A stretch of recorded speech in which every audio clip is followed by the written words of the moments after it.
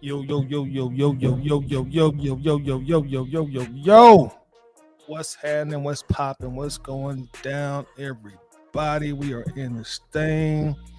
No 2 minute intro tonight. We got straight to it.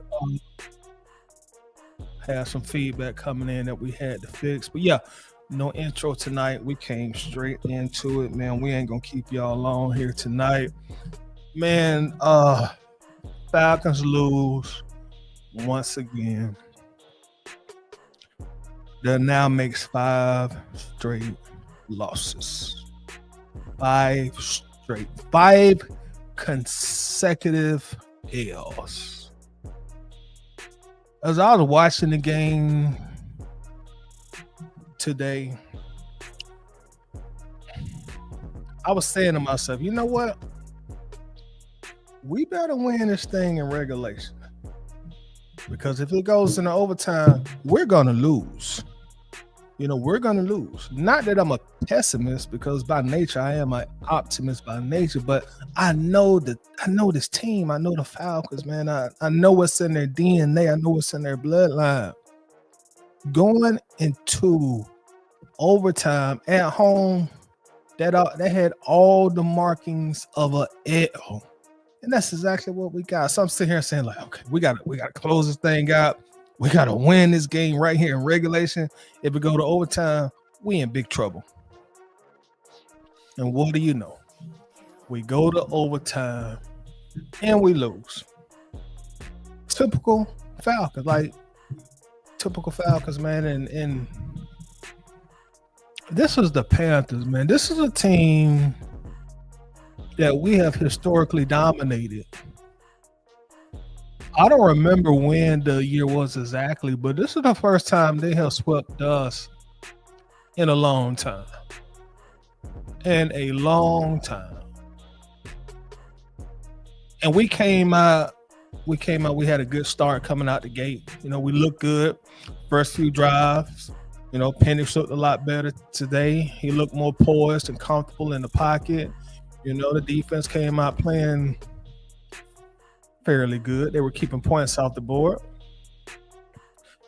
And we just lost our mojo during the game. Lost our momentum. Stopped scoring.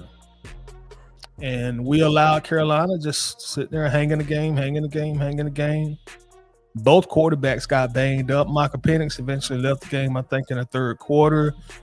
Knee injury, I believe. Bryce Young was hobbling around all game long, but he toughed it out, played, and led his team to a victory. And the crazy thing about this is, like, Bryce Young owns us right now. I got to be honest. Bryce is 4-1. 4-1 against Atlanta. He's Bryce Young, 4-1 against us. Bryce Young officially owns Atlanta right now. As crazy as that is to admit, I'm going to give y'all some crazy statistics on Bryce Young, his short career so far in the Atlanta Falcons. Bryce Young, in his career, he only has 12 wins in his career and 26 losses. So we're not talking about a Joe Montana or somebody like that, Lamar Jackson.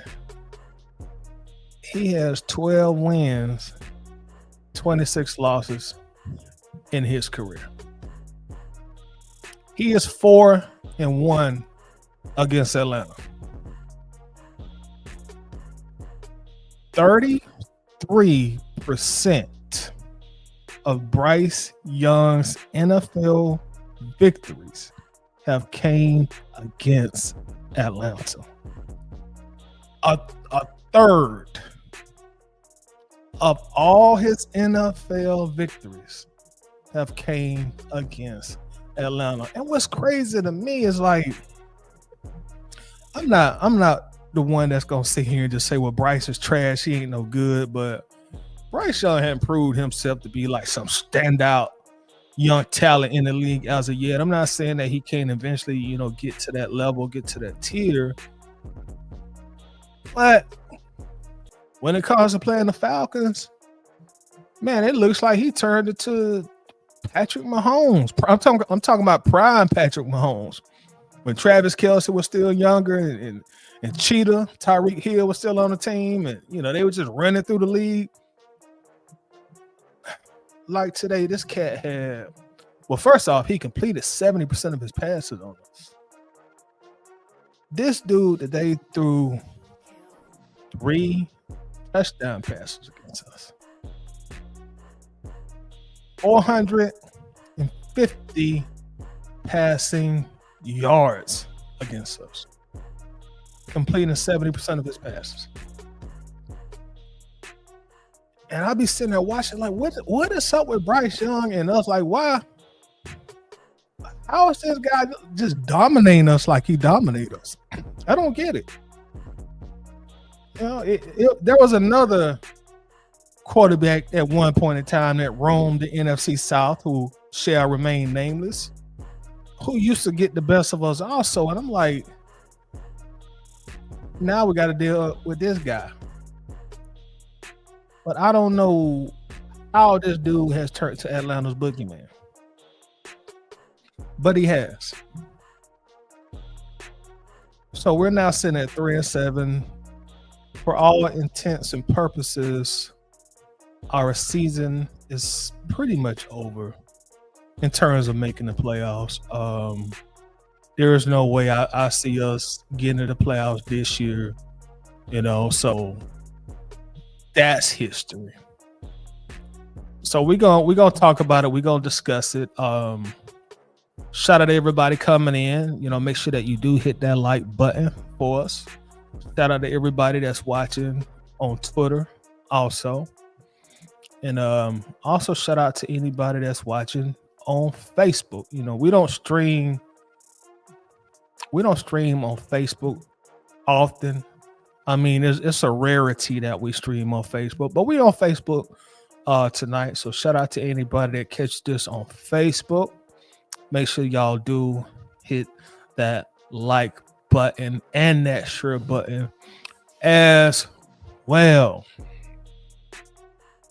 Very disappointing loss. One thing I've come to terms with us offensively is we're not explosive.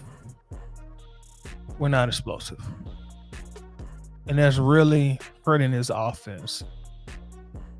Big plays. We're not explosive. We're really not throwing the ball down the field.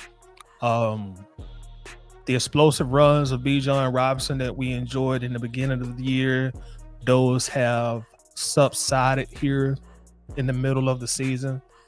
Although Bijan came out on fire, you could tell that he was trying everything he could to put the team on his back and lead us to a victory. And Bijan still had a good game. He had a very, very good game. I think he finished with right around 150 all-purpose yards, 2 early touchdowns. So Bijan, he did his part like he typically will do. But we don't have the explosive plays on offense this season.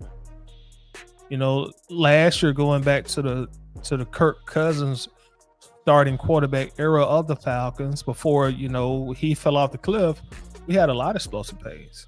We were throwing the ball down the field.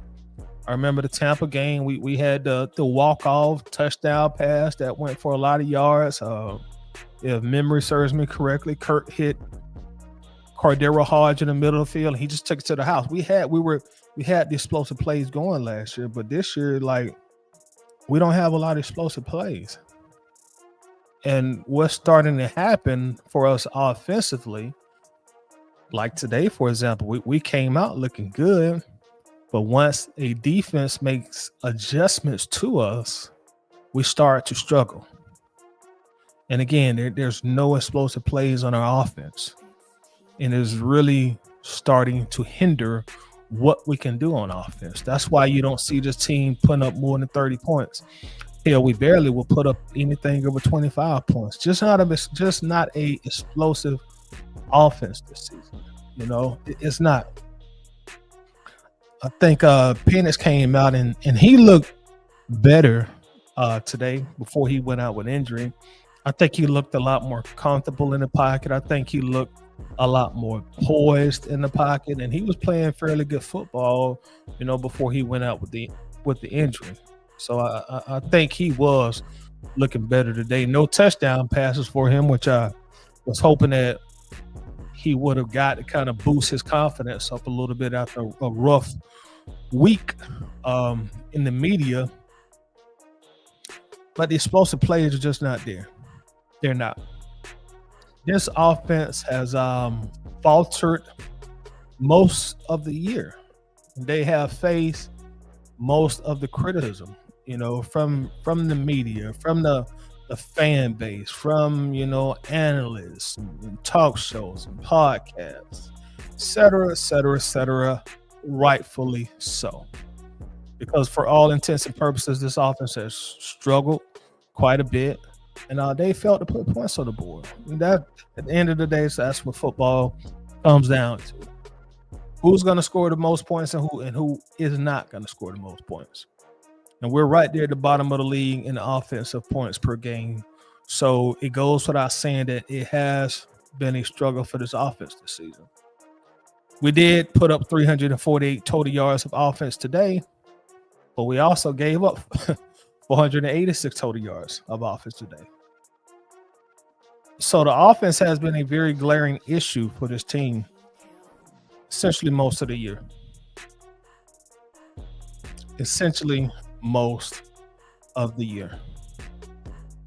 And I think for the vast majority of the season, the defense has definitely done their fair share. There have been times where the defense has played excellent football, great football, very good football.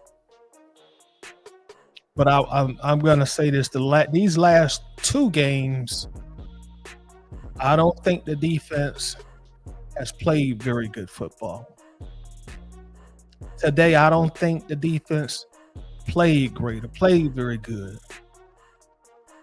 Last week, I don't think the defense played great, played excellent, played very good. Last two games, our defense has surrendered over 1,000 total yards of offense. That's not playing great defense, and I don't care what anybody says. It's not.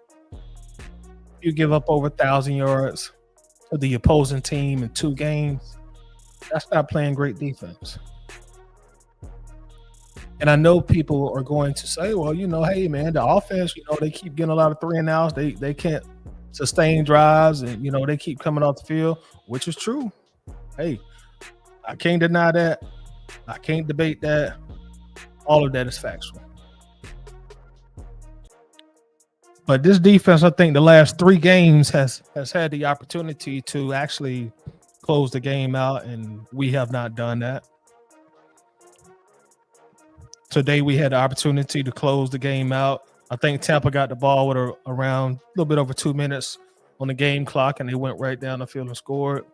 We've seen the same thing from the Colts, and I think we also seen the same thing from the Patriots. So, like 3 consecutive games, we saw the same thing in the Tampa Bay game. I remember I was at the Tampa game. And I remember the same thing happened the Tampa Bay game. So while I don't want to make it seem like I'm blaming the defense, which I absolutely am not, the defense has played more than well enough for us to have a winning record, keeping it 100. But there's a lot of fingers to point. There's a lot of blame to go around. When you're 3-7, nobody is immune to criticism. Nobody. And y'all know I've been one of the more vocal defenders of the coaching staff in regards to like people who create Falcons content. You know, I've been one of the more vocal defenders of them. But at 3-7, hey, you pretty much I don't have any ammo anymore. They didn't leave me no ammunition. So at this point, the way things are looking, you have to get everybody out of here. You have to get everybody out of here. And I think a lot of us, and maybe even like the upper executives of Atlanta, are probably been thinking, well, you know, we can get going this game. We can get a winning streak starting here. We can get a winning streak starting here. We can get a winning streak starting here. Today was the time to start that winning streak. It didn't happen. You're at home against Carolina.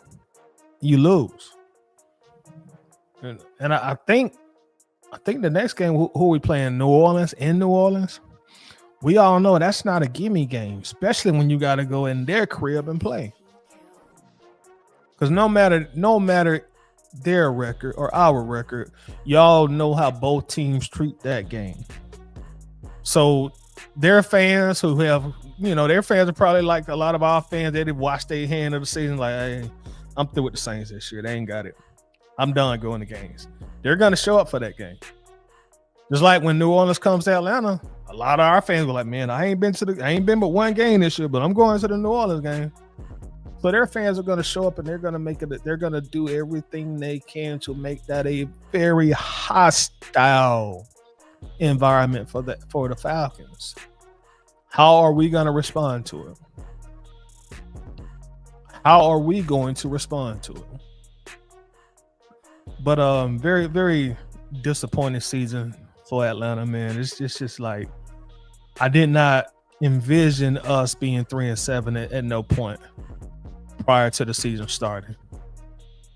My prediction going into the season, I thought we would finish 9-8. You know, I did not have us winning like 11, 12, 13, 14 games.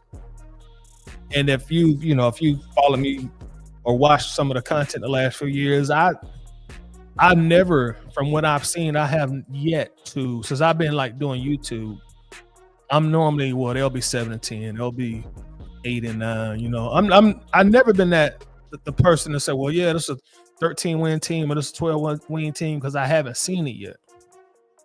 You know, so I try to put my predictions based on what I see from the team.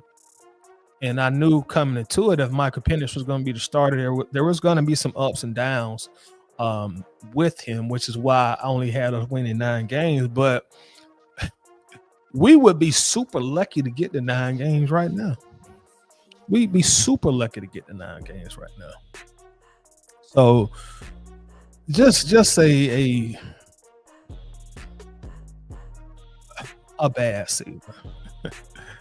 And when I'm on Twitter, I see a lot of people, they'll talk about, well, look at the Falcons. They're gonna be sorry again this year, and they gave their first round pick to the Rams. Now I will say this, I'm not upset about that, because we got James Pierce Jr. out the deal, and trust me, that's a first round talent. That's a first round talent. That's a top 10 talent. So I'm not upset about that. I'm good with that. You know, we basically picked twice in the first round in the 2025 drafts, and we got 2 young studs, and they both will be a staple of this defense for years to come. So I'm totally cool with that. Both of those guys played great today. You know, for rookies, you know, I'm grading them on the curb. I'm grading them as rookies. So for rookies, you know, Pierce had another great game today. Jalen Walker had another great game today. You see the progression from both of them each and every game. But with that said, you know, we're still not winning games. We're still not winning games. And as a fan, that is very, very frustrating. Very frustrating to see this team have yet another year where it just goes down the drain. Yet another year, it just goes down the drain, and now we're looking toward next year. I'm seeing a lot of people already say, hey, man, like, well, we might as well start talking about a draft. This season is over. And at 3-7, who am I to argue against that? But a very disappointing season, man. And I think Raheem Morris really, really needed this game to give himself a little more job security. And to lose this game, now you're at the point where, man, Arthur Blank may pull the plug on me tomorrow. He may Arthur Blank may just say, I've seen enough. It's done. Let's go ahead and get this staff out of here. Whoever's going to be the interim coach is going to be the interim coach. Who, if they do fire him, who would be that interim coach? I have no idea at this point. And a lot of our fan base are big fans of Jeff Ulbrich, and rightfully so. If the staff goes, he may go. That's normally the case. You know, because the new head coach, whoever that might be, more times than not, they want to bring in their own guys. They want to bring in their own staffs. You know, just like when Ryan Nielsen, left with Arthur Smith. Well, you notice we didn't retain him, although the defense was statistically ranked in the top 10. We didn't retain Ryan Nielsen. He left too. And that's normally how it goes. So that's one component of it. But to be honest with y'all, I think there's enough talent, especially young talent, on that defense that we will be fine. You know, if we do fire Raheem and if we do get a new defense coordinator, I think there's enough talent on that defense, especially young talent. Like, a lot of these guys are young. A lot of the studs are young. We will be fine. We will be fine. It's just like back when, like, Matt and Julio was younger and we kept rotating offensive coordinators, the offense will still keep rolling because they just were talented. You know, the offense will still keep going through all those offensive coordinators that we had. The offense still would find a way to be productive because they were just talented. Matt Ryan was very talented. Julio Jones was very, very talented. And we just kept bringing other talented guys to surround them around, like Muhammad Sanu, Taylor Gabriel, Vontae, Tevin Coleman, Then we had a young Austin Hooper, in the fold. So that's how I see this defense, man. Y'all know me. I'm a player. I'm a player person. I'm a player's talent supersede coaching type.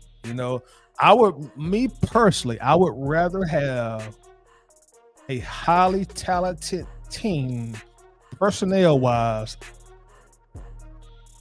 than I would rather have it like this. Highly talented team and a mid coach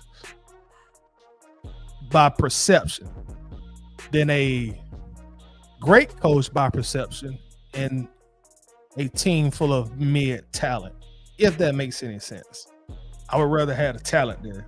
And I think defensively, we have the talent there. So if we get a new head coach and if we get a new defense coordinator, whoever they decide to bring in, I think we'll be okay. Offense, I'm not as confident in because although I think Penix is going to eventually become a very, very good quarterback in Atlanta, you got to surround him with the right pieces, and we may lose some significant talent that he's grown accustomed to in the offseason. They may decide, Darnell Mooney, we can cut him, save a bunch of money. Kyle Pitts, we don't really want to pay him $15-16 million per year. We'll let him go. So, that's two guys that he's starting to develop some chemistry with that may not be in the fold. Although I think he'll be much, much better in his second year as a starter. He still will be somewhat young and inexperienced when it comes to playing as a starter. And that key component to his progression and his maturation will be to get the right people around him in terms of the coaching staff, in terms of player personnel. Drake London is definitely going to be here. Drake London is a dog. Drake and Bijan, them are two dogs on offense.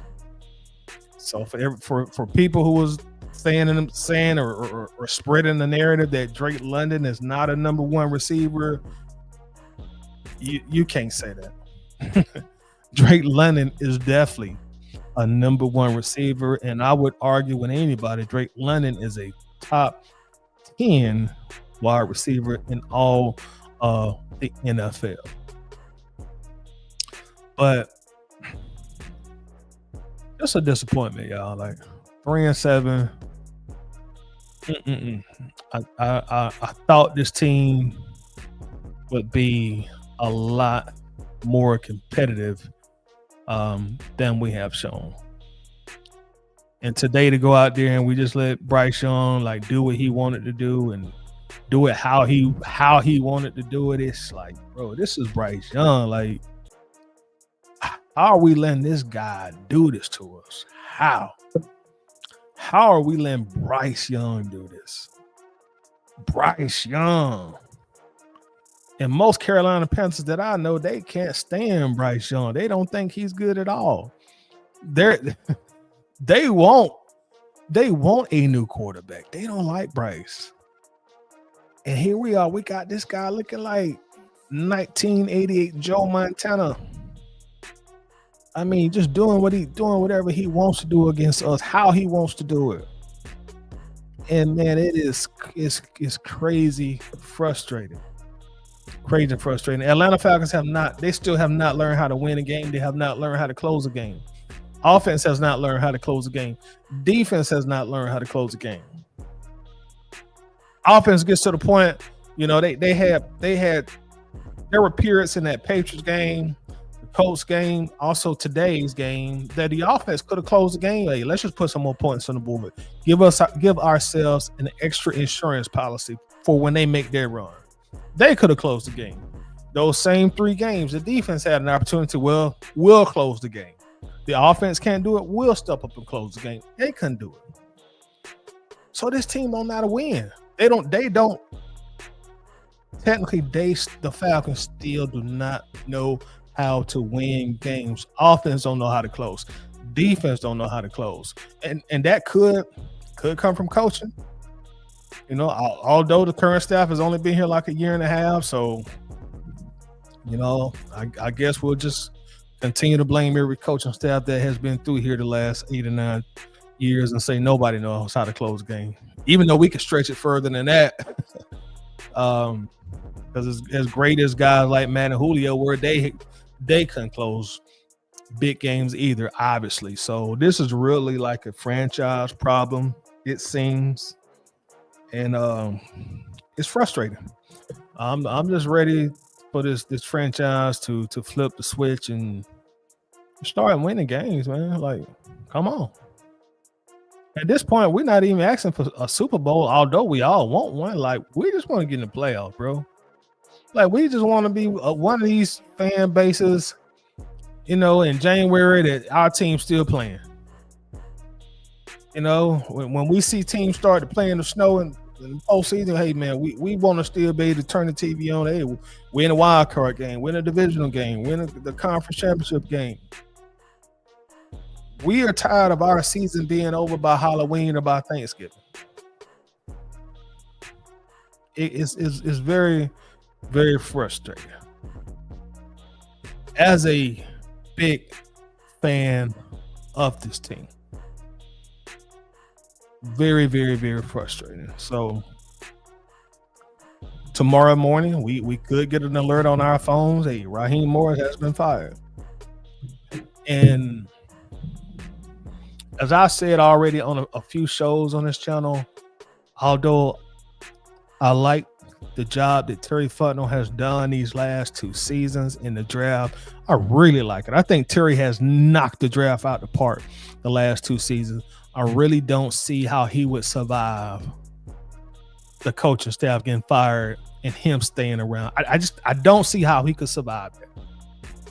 I really don't. I don't see how Terry could survive 5 consecutive losing seasons, no playoffs on his resume, and 2 different coaching staffs. I don't see how he survives it. I really, really don't. Although I want him to stay, I want him to come back, I want him to continue to build this roster. I don't see it, y'all. I'm gonna be honest. I do not see it. The way the NFL works nowadays, man, you'll see GMs who have been winning and their team goes on a 2-year slump where they can't win, and they'll fire the GM too. So I don't see it. I saw a post-game interview from Bijan Robinson, and he was, you could tell he was super disappointed. That Bijan smile was nowhere to be seen. And he was saying he was just trying to tell his teammates, his guys, like, hey, we just got to stay positive. We can't listen to the outside noise, et cetera, et cetera, et cetera. But you could tell the losing had started to take its toll on him as well. So I don't know what it's going to take to change what's going on with the team, or I don't know, y'all. It's super frustrating, man. And I'm just so ready for a change.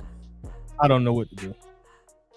I really don't know what to do. And I know we can say, well, we need to get rid of Rich McKay, but it's obviously Rich McKay isn't going anywhere. So, it's kind of, fruitless to harp on that because he's here. That's Arthur Blank's, bit right hand guy when it comes to business. So he will be here. And I was watching, shout out to Uncle Steve, also Uncle Steve's Lounge. I was watching one of his shows last week, and he made some great points when he was speaking on Rich McKay. He was saying when Rich McKay was here, when we had our Super Bowl run, when we were going to the playoffs, when we were 6-3, and nobody was bringing up Rich McKay, which is true. We only bring up Rich McKay and pointing the finger at him when we start losing, and that's typically the only time we will get a lot of venom for the coaching staff also when we are losing. And as y'all know, I call that scapegoating. But shout out to everybody in the chat, man. Let's dig into the chat real quick here. We got Georgia, Texas boy in the house. What's up, Georgia, Texas boy? We have enough talent and cap space next year. All we missing is a first-round pick, but this job would be attractive to a new head coach. I hope it will be attractive to a new head coach. I definitely hope so. I don't think Atlanta is viewed too high in NFL circles as a place to go to and that has a winning culture, and so we'll see. I hope so, but we shall see. Zigzag in the building. Blank Sun need to take over and fire Rich McKay. That's probably the only time. That's probably the only way you're gonna see Rich McKay out of the building is Arthur's young son once he takes the reins of the franchise. Who they're already grooming to do that. I saw him at the game. Well, I wasn't at the game, but I saw him on the sideline with Blank for today's game. And as we've seen that he's been starting to get more involved in the draft, so they're definitely grooming him to take over. Jay Black, what's going on? How you doing tonight, brother? Hope everything is going well. Lisa says, I want to alert Toddy. I really do. What's the benefit of keeping him at this point? I really wish I could give you an answer to that. The only thing that I could think of, and I'm not saying that this was a benefit, but Arthur probably has a lot of respect for Raheem, and he wants to give him every opportunity to leave on better terms, if that makes any sense to you. They've had a pretty close relationship for quite some time now. And again, I'm not saying that's a benefit, but I'm just trying to put in my mind, like, hey, what's the rhyme and the reason, for keeping him. And then on another point or another perspective on that is like Blank really never has been the type of owner that fires coaches at the midpoint of the season outside of Dan Quinn. Everybody else, he'll normally wait till the regular season is over. Georgia Texas was agreed. Now it's time to allow Terry to choose his own head coach.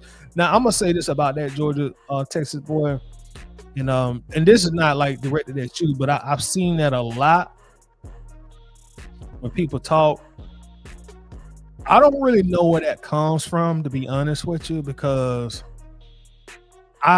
I can't like really recall, and maybe it was like this long time ago before I started paying attention to football like I do now.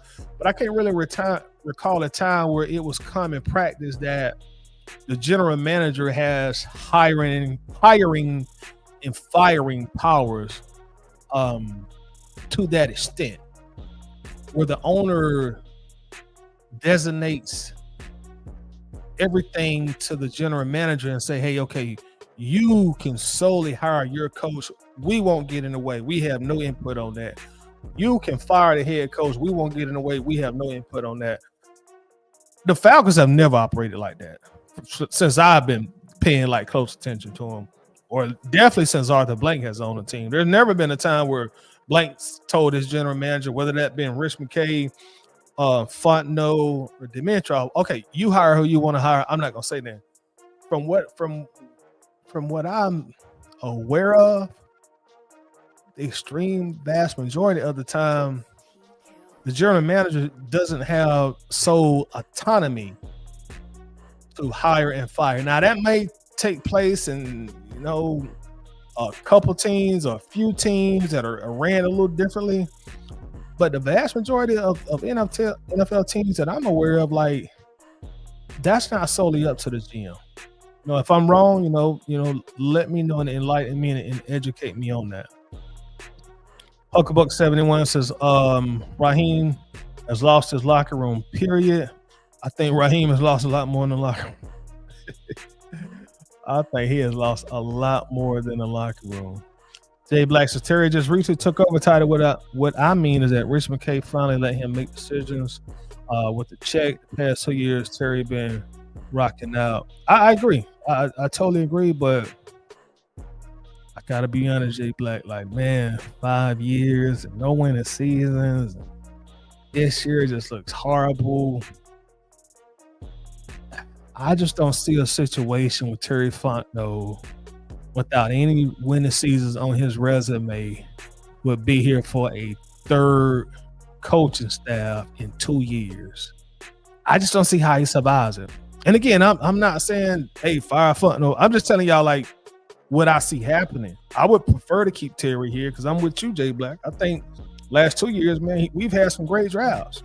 But that's just how the NFL go, man. Like, when you ain't winning, they get rid of you. They will get rid of you when you're not winning. Lisa said Raheem has also lost the city. He may not care, but I don't know if any Falcon fans still riding for Raheem. I can agree on that, although I'm not in the city of Atlanta, but just interacting with the fan base every day, even a lot of people, who were trying to give Raheem a chance, like me, who was trying, like, hold on, y'all, let's wait, let's see how it play out. Even them are like, okay, I'll wash my hands. I'm done with it. It's time to move on. It is time to move on.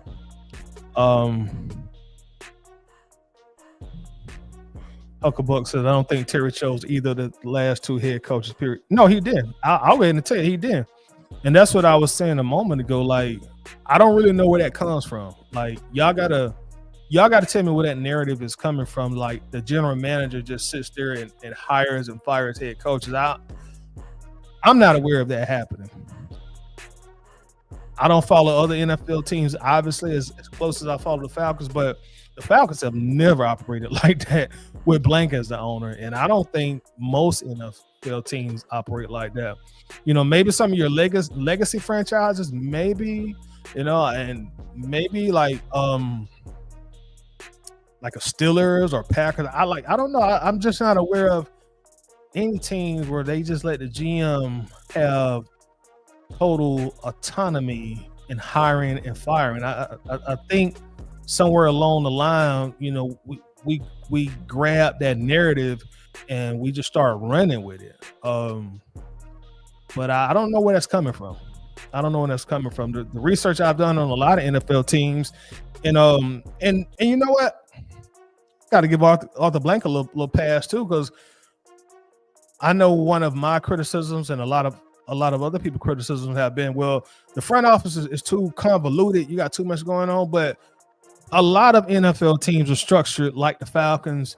Man, I went and looked at the Chiefs. Man, they got so many people in their front office. They got like 8 or 9 general managers. It's a lot of people up there. So how the Falcons front office is set up is really not that uncommon. So, we may owe Arthur Blank an apology because we've always had the assumption that, oh man, the Falcons just got too many people saying too much. But if you go look at how other front offices are structured, it's similar to Atlanta, or they got a lot more people involved in the decision making processes. Um, DJ Gaming going into this offseason is scary. We're going to lose Pitts, Tyler, possibly Drake. No, Drake gonna be here. Drake, I promise you, Drake ain't going nowhere. Drake is not going nowhere. Even if they can't negotiate an extension with Drake, he's on a 5th-year option, so he's still contractually bound to the Falcons. And even after the 5th-year option, they could franchise it for 2 years. So Drake definitely gonna be here. If I'm Drake, why would I want to come back here and I've never had a winning season? And see, that's the thing. Like, that's where the contracts come in. When you're a first-round pick, the way the NFL is set up, the team has a lot of leverage, to keep you in that building for at least 7 years. So I'm sure Drake will definitely still be here. Jordan Texas Boy said, I was a Raheem fan. I'm not no more. I feel you on that, bro. I've never been a fan of him, but my whole, and I've never been like a hater of him either. Let me say that. But my whole thing was like, hey, he deserves a chance. He's been hired, because people are saying get rid of him when we were 3-3 or 3-4, 3-2. So I just thought like y'all just kind of jumping the gun. William Paul says general manager main function is normally acquisition of personnel. Yes, that's true. And also salary cap, responsibilities as well. But again, I don't know where the hiring and firing of head coaches comes from. I just think that's something us fans picked up and we never put it down. Ray Ellison in the house. What's going on with you, Ray? What's happening? What's going down, bro? Appreciate you coming in. Hey, we also gonna bring Coach's Corner in the building also. Let's see here. We can grab Coach real quick. Coach, are you there with us, sir? Yes, sir. Yes, sir. Can you hear me? Yes, sir. I can hear you just fine. How's it going, Coach? Another day in paradise. Another day in paradise. I do definitely agree with you on that. So, Coach, I'm going to naturally assume you watched the game, and I really want to know your thoughts on the game, how you feeling, what about 4 or 5 hours after the game, where you at with everything, so enlighten us on these Falcons. A few things. The most glaring thing to me, that probably was subtle to other people, was you may have to speak up a little bit, Coach. Your volume kind of low. The volume low? Oh. Yeah, you kind of low.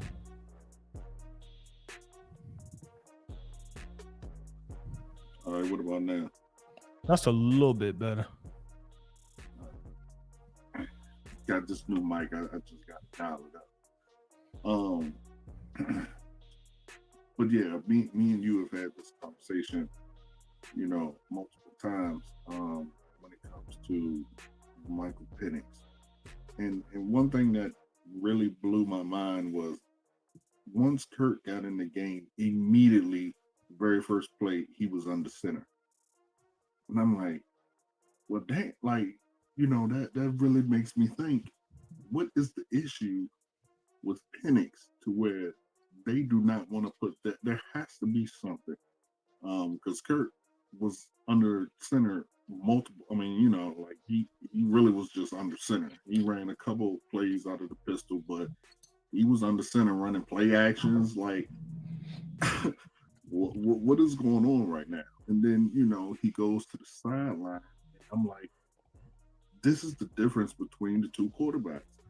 Again, I don't think Kirk is the quarterback of the future. Kirk is past his prime, but it's just the difference is noticeable.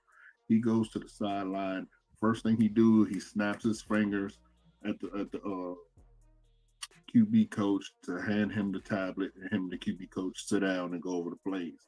It's like, why is no one telling our young quarterback to do that? So that was glaring. And then I mean, just the way they went after what's his name? Damn it, the guy that fumbled the damn ball. Shit, pick their name out. Anyway, the guy on defense, the way they went out, I mean, they just treated him like street poon. Like, I mean, they just they dogged him all game, and I blame Ulbrich for continuing to put him out there. Like, okay, you see that they are targeting him, take him out of the game. Natron Brooks. Yeah, Natron Brooks. Yeah, take him out of the game. Put Kobe in there. Put any, Kobe. I did see Kobe in there a couple plays, and he was playing all right. But put Kobe in there. Let him get some burn because Natron is not where it's at. They targeted him the entire second half. Like the entire second half, they went at it. Take him out the game. Like Ulbrich got to get some smoke, a little bit of smoke for that. And then again, I've said this numerous times. you brought up that they've had about 1,000 yards the last 3 games. They give 2 games. 2 games. 2 games. Excuse me. This is why I said earlier in the season when we were quote unquote ranked number 1. To me, that didn't mean anything because we were not able to stop. Teams were still scoring on us. And now it's just gotten worse and worse and worse and worse.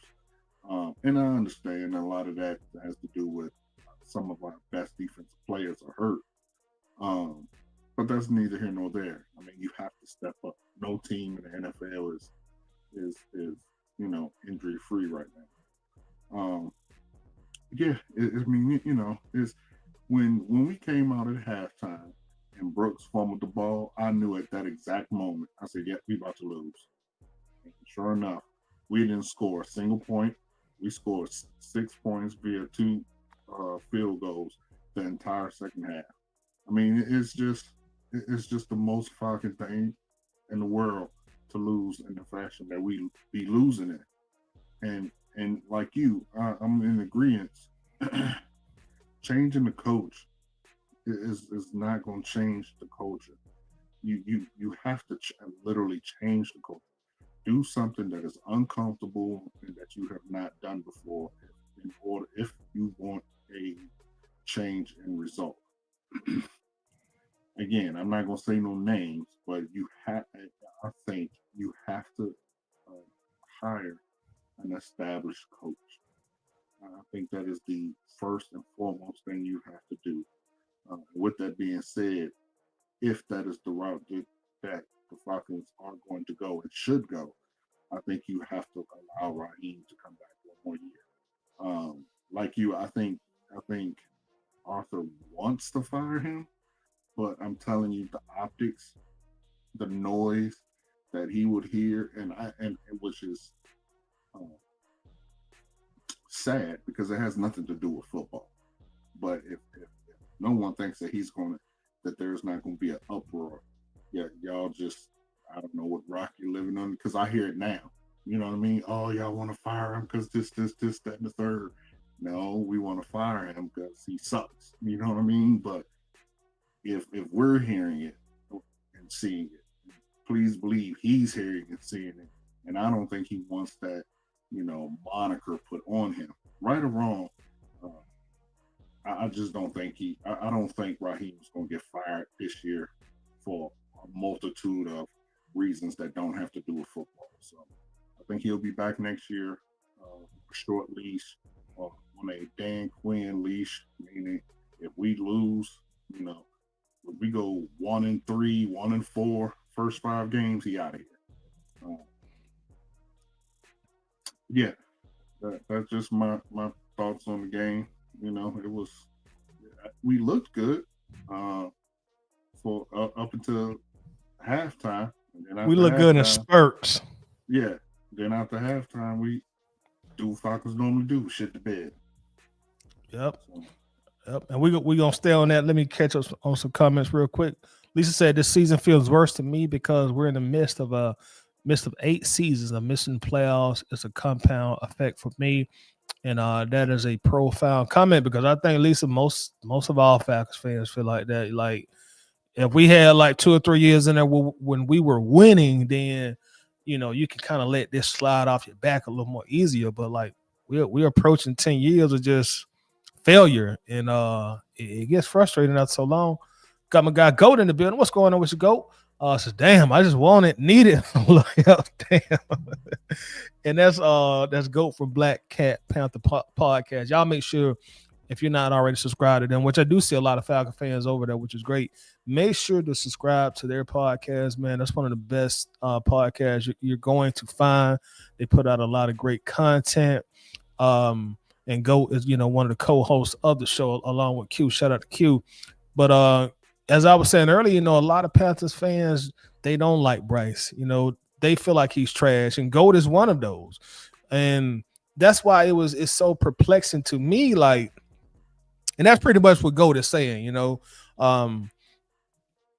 how we let Bryce Young like just dominate us, man. Like, as I said before, 33% of his wins, a third of his wins are against the Falcons. We the reason that the Panthers haven't moved on from this guy yet, man. And Bryce comes and plays us, and like I said, he looks like a young Patrick Mahomes, and then he plays everybody else, and they treat him like he is, just okay quarterback. It ain't like he got a big arm, he got a little mobility, but I don't know what it is about Atlanta that we just turned Bryce Young into the superstar, which he has not proven to be. But shout out to you again, Goat. Jordan Texas Boy says, why can't Blank let Raheem is that go? Clay Milton also says we were supposed to be better, at least personnel-wise, and looking back at the way we've lost 5 of the last games is what embarrassing. I definitely agree with you on that. So the Texas Boy said allow Jerry Gray to be the interim or Ulbrich and go from there. Georgia Texas Boy also says, yes, sir, we have to bring in experience. Slim says, are you opening the video? And also Jay Black says this team was designed to win now, and Rock can't get the offense to produce despite the stellar talent we have on the offensive side of the ball. This is why this season hurts. So I want to know this, Coach, because I know you have mentioned a couple of times, or not a couple of times, quite a bit about hiring an experienced or proven head coach. And this is where I will play ping pong with you and go a little back and forth. The thing about that, I don't think it is as easy as it might seem outside of, the opportunity to hire Bill Belichick, which we won't get into.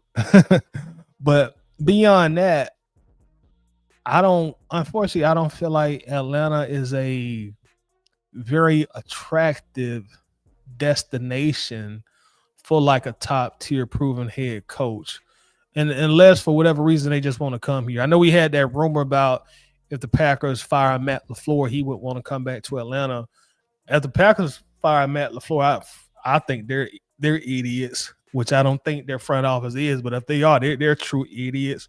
We could get him, and that's just based on him already, having a relationship with the people in the building. But I guess what I'm trying to say is,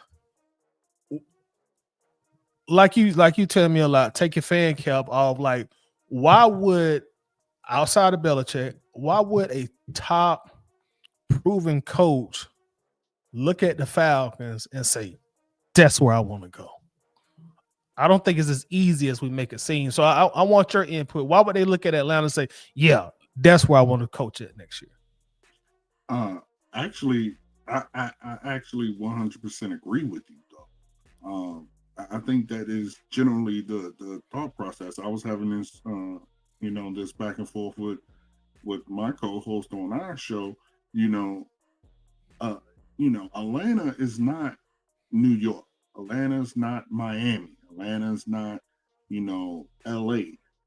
Those are attractive spots for coaches, not only because of weather, and people that tell me that doesn't play a part, you're bugging. Like that absolutely plays a part in someone's, deciding where to go for work. Like that would play a part in it for you. It would play a part in it for me. It play a part in, anybody going for a job. Is Hold the on, coach. location of You the job. saying weather? I mean, and you mentioned New York. You saying New York got better weather than Atlanta? No. I'm saying weather and the like the city itself. So no, New York doesn't have better weather than Atlanta, but New York is New York.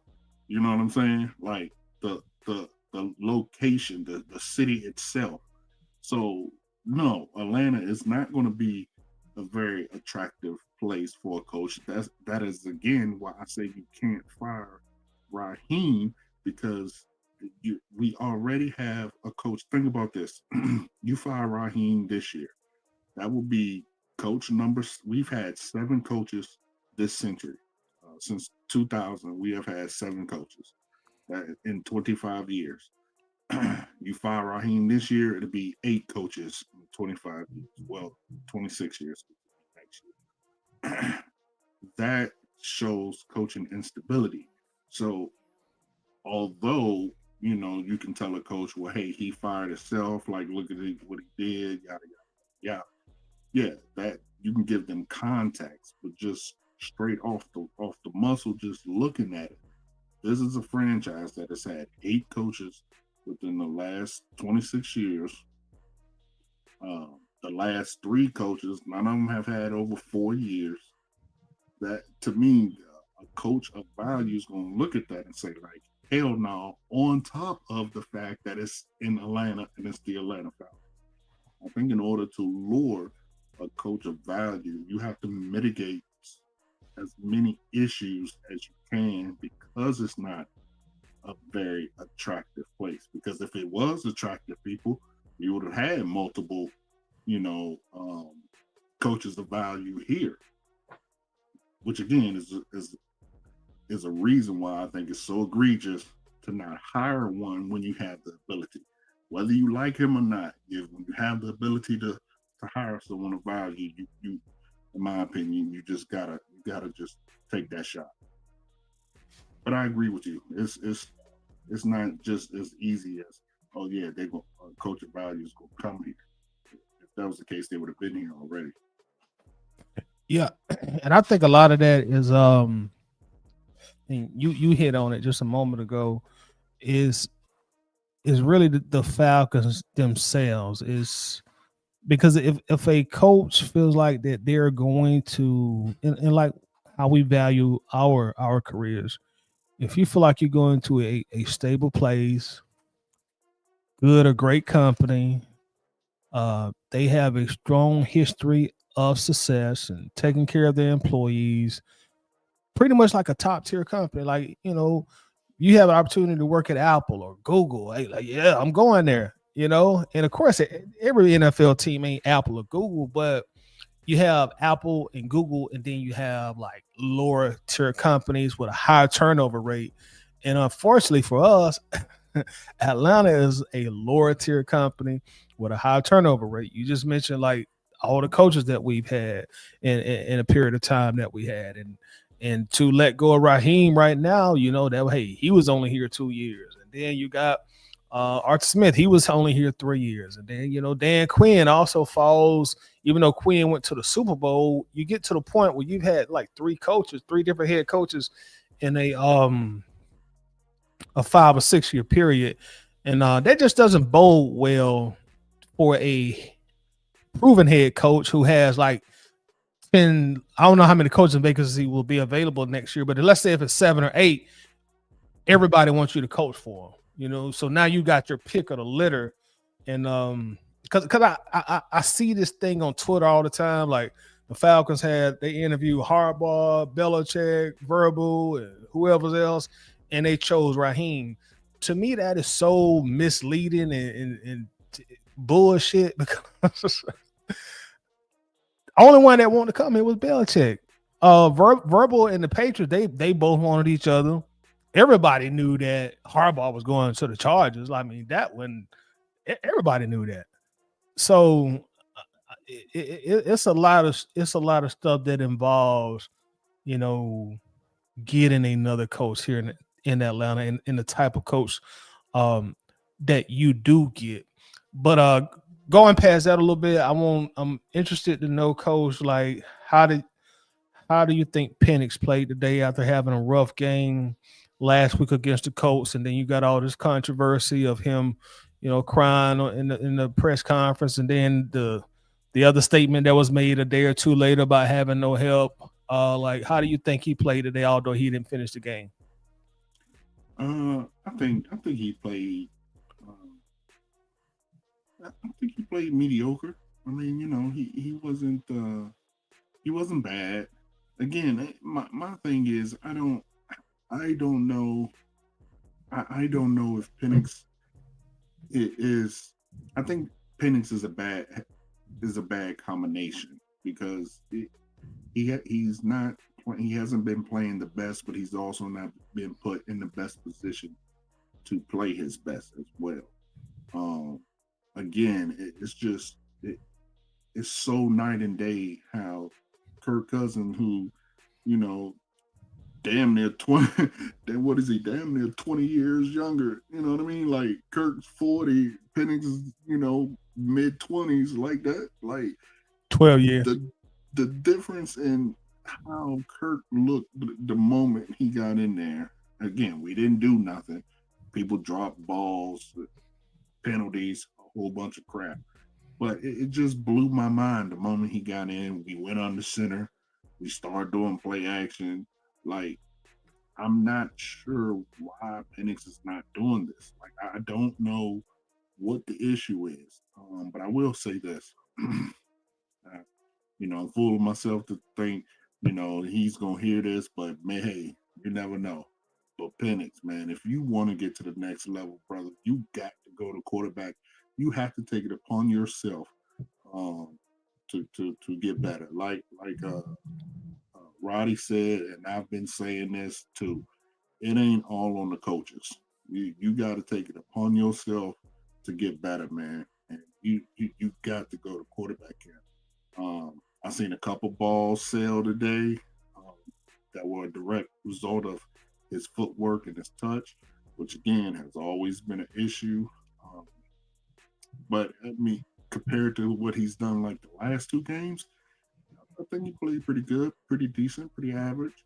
Um, I really like the kid, and I do want him to get better. I do think Penix could be a great quarterback for us if he works on it. So yeah, I hope he does. But I think we're going to miss him for a significant amount of time. Um, and honestly, I think that is the best thing for him. Like, take the prep, like because you don't want him to start down himself and going down a rabbit hole in his brain. Um, as you can see, with the crying and everything that was starting to happen. So maybe this is a blessing in disguise. Sit him down, actually watch Kurt. Like you've had some playing time now. You can see things that you need to work on to get better. So maybe it's a blessing in disguise, and we're not going nowhere anyway. So why not sit him down the rest of the year? All right, so a couple comments based on your statement. Matty Ghost said the problem with Kirk is Father Time has caught up to him. That last throw had no power in the dirt yet again. Winston says, picking at semantics, what was Cousins' stats when he got in the game, under center or not? I got to be honest, Coach. I do tend to agree with them. Although when Kirk came in, yes, they did put him on the center, but Kirk looked to me worse than Penix when he came in. Now you obviously saw more vocal leadership from him, and that comes from him, being a 13, 14-year vet, so you saw him more vocal, but Kirk, he didn't do nothing but throw it to the checkdowns. He didn't challenge the defense or anything of that nature. And the one time where I can recall that he did throw it deep, he threw it right there in the traffic. It was like three or four guys around that ball, and that was the type of throw that eventually made him lose a starting job because he's lucky that pass was not intercepted. But I ultimately agree with Matty Ghost when he says Father Time has caught up with Kirk. Kirk's arm it's just shot. It's gone. His arm is gone. He's never had that athleticism or mobility, but Kirk arm is gone. He can't come out and say, "Well, I'm hurt now," because ain't nobody gonna buy that. Um, I'm starting to like question whether or not how hurt he truly was. Whether maybe he used that as a reason to try to justify bad play. It's hard to say, but I don't think Kirk Cousins looked good at all. His stats when he came in, he was 6 for 14, only 48 yards. So he only averaged about 3.5 yards per attempt. And as far as Penix goes, I think Penix was playing good while he was in. I think he was 13 out of 16 or something like that. 13 out of 16, 175 yards. I really wanted him to get, a passing touchdown, what unfortunately he did not get.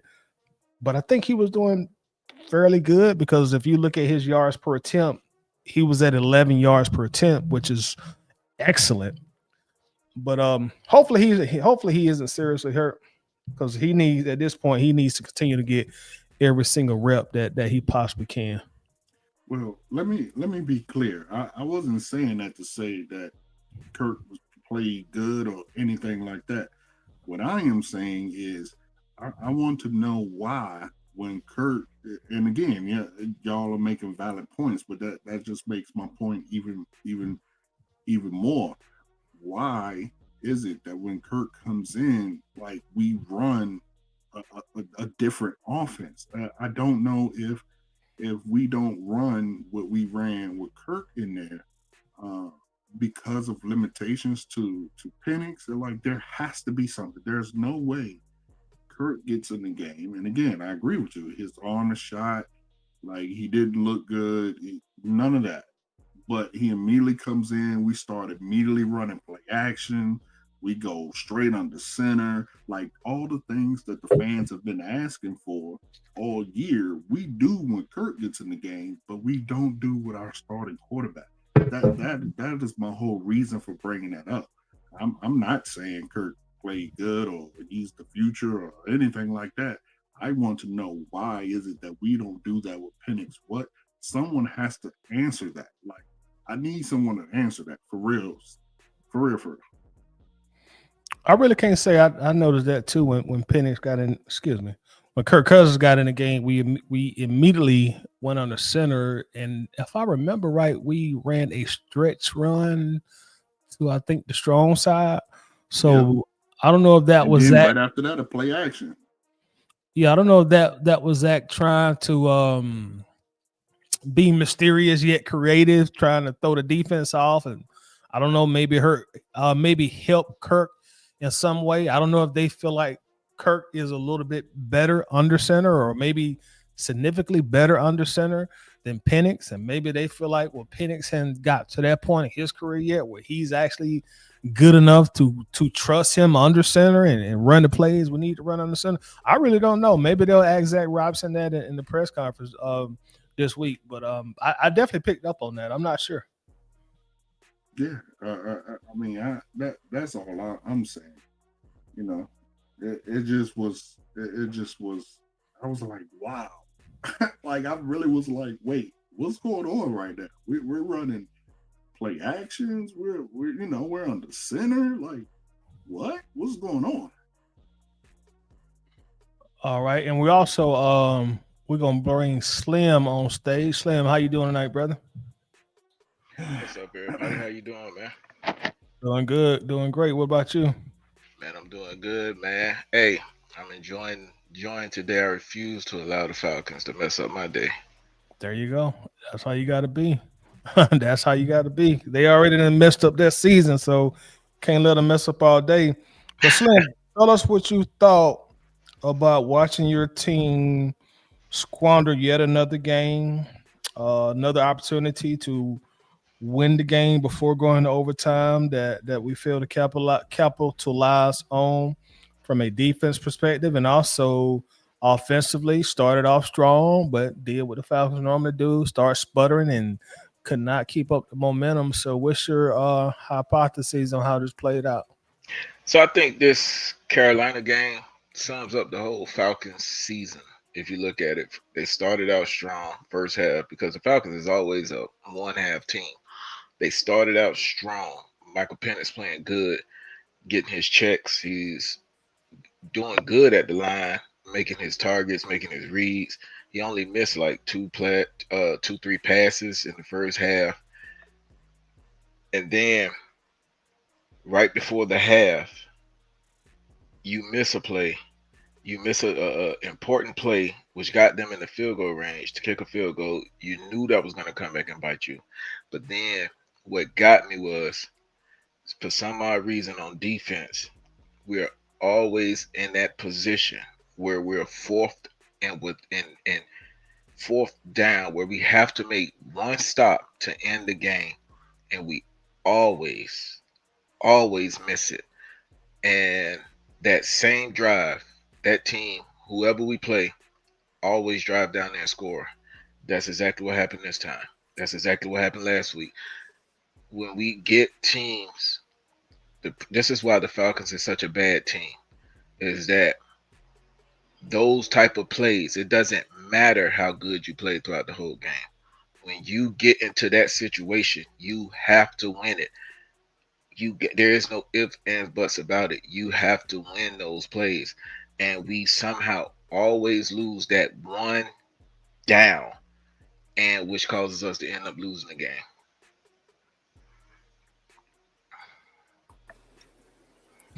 All right. Well said. We also got Winston on stage. We also got Miss B on stage. Welcome to you both. What's up, Uh, y'all? What's up, y'all? let's start off with Miss B, ladies first, and then we'll go to Winston. How you doing, Miss B? What's up? Can you hear me? What's going on, Miss B? Hey, Miss B. I'm gonna need. I need you to stop being shy and talking to the mic. Can you hear me? Yeah, that's a lot better. You coming in a lot better now. Okay. There you go. What's up, y'all? What's up, What's Miss up, B? lady? How you doing? Chilling. Mad. Okay, messed up my Sunday. These Falcons. I'm done for the season. I'm done. So you totally done with them, Miss B? You writing them off? I mean, I'm done for them doing anything. I mean, obviously, I'm still watch them, but it just, I mean, we ain't doing nothing going nowhere. So, unfortunately, and what's so sad is that, like, it's a good team. We got good players um, on offense and defense. And you could tell because we be in games. Like I mean, the last 3 weeks we didn't been leading down near like the whole game, and then going into overtime. But it's just like for some reason it's just like the team ain't meshing, like with the coaching and all that stuff like that. It just something ain't right. Yeah, I Something totally ain't agree right. with you. It's like we hit a record phenomenon each game. Like, we let Bryce Young pass for over like 400 yards when this man can barely pass for 150. Right. And normally or whatever, he got the best game against us. For some reason, he got our number. Um, the Colts, like all the mistakes with Daniel Jones going back to his days of fumbling last week, and we still just come out with a loss. Like we messed up some kind of way. Like the offense just stopped scoring. The defense messed up in some sort of way. It's like an overall mess, really. Like I don't even know. I don't even know. Like even with, I know a lot of people talking about like firing the coaches. And shout out to Tidy. I had listened to one of your streams where you was talking about how um like a lot of games that, we was getting beat in the trenches or whatever like that. And you was talking about, like, yeah, we could blame stuff on coaches, and I totally agree with you that we could blame, the coaches for like things or whatever, but at the end of the day, like, we got to look at these players too. Yeah, because they make a huge difference. Like I'm definitely on board that coaching has not Yeah. been there, but the players they got to do their part too. Yeah, because it doesn't make sense for us to be, I mean, in the last few games, at least offense kind of scoring points and then just getting stuck. Defense making plays, but then give up a big third down. Like, that's like, in my opinion, like player stuff. You know what I'm saying? Like mistakes and stuff like that, or whatever, at crucial times or whatever. So I don't know. I mean, I'm not against firing coaches or whatever like that, but at the same time, we got the players. Like I said, they showed good, things in games and stuff like that. But at some point, like the players, man, they gotta do better. I don't know. So Yeah, I'm with you on that. Players need to do better. Coaches need to do better. yeah, just So overall, I think it's like not even a big.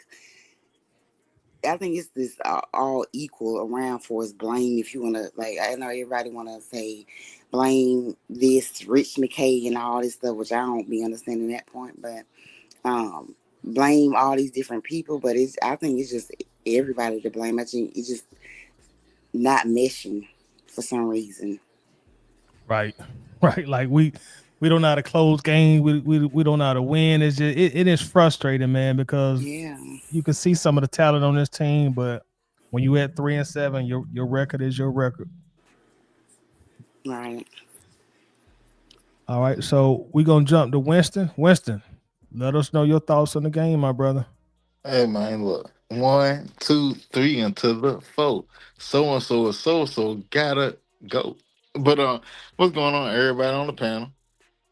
What's happening? What's up, bro? Miss So B, Miss B, how you feeling? Long time no see. I'm still waiting on Miss B to come back and hit us with that content like she was doing. It be fire. But man, I've said this for years. I've said it for years. You cannot win if you do not play complementary football. You can't do it. Like it's impossible to do it. Cause if you're not playing if you're not playing complementary football on all three phases, one or two of those phases have to be outstandingly outstanding. And what was the big statistic for the past 2 weeks before this game? The Falcons the Third Falcons down. what? Yeah, third down. We was what, three for like 28? Three Mm-hmm. for 28. So what did that mean? All right, that means that the offense is not steady tracking down the field. So the defense is getting right back on the field. So when it's said that well, the defense gave up over 1,000 yards over the past 2 games, well, all right, it's a direct correlation. They're burnt out. They are burnt out. This is literally why we lost the Super Bowl to the last Super Bowl we was in. It's the exact same thing. Offense couldn't stay on the field. Offense could not give the defense a chance to breathe, and they still out there sitting trying to gut it out. Yeah, I mean, yeah, everybody want the defense to come up with a big play in a big moment. But when you ain't got no more legs, then all you can do is just you can try your hardest. But your hardest in the first quarter and the second quarter, and the offense can't stay on and the offense can't stay on the field.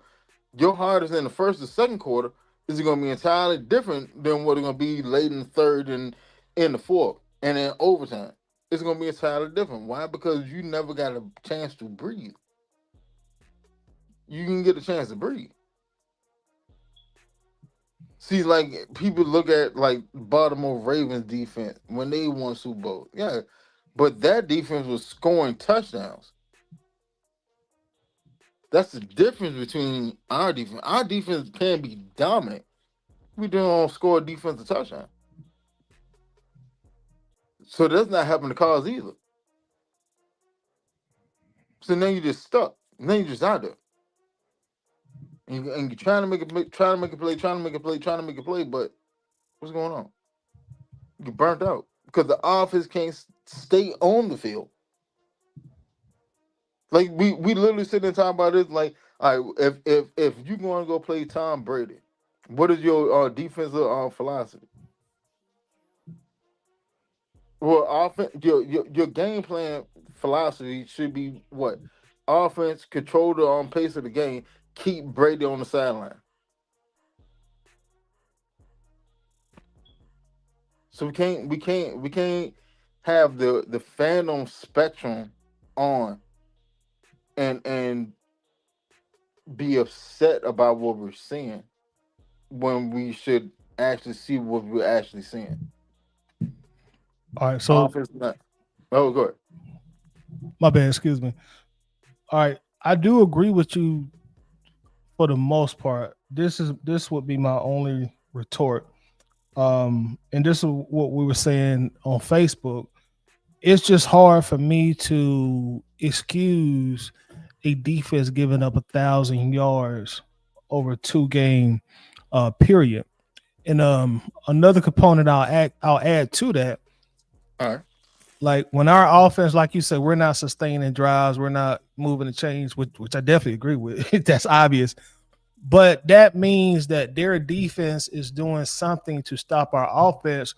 Why can't our defense do the same to their offense? Because they would, our offense was not great today, no doubt about it. But like our defense, they were picking on Natron, and then you had Bryce doing this thing. So again, I do agree with you to a certain extent, but I can't excuse what I saw. I mean, you got back to back games where you're a running back rushes for 250 yards, and then the very next week a quarterback throws for 450 yards. So, I think the defense has to hold some of this blame also, as well as the offense. Most definitely, most definitely. Like I'm not excusing the defense.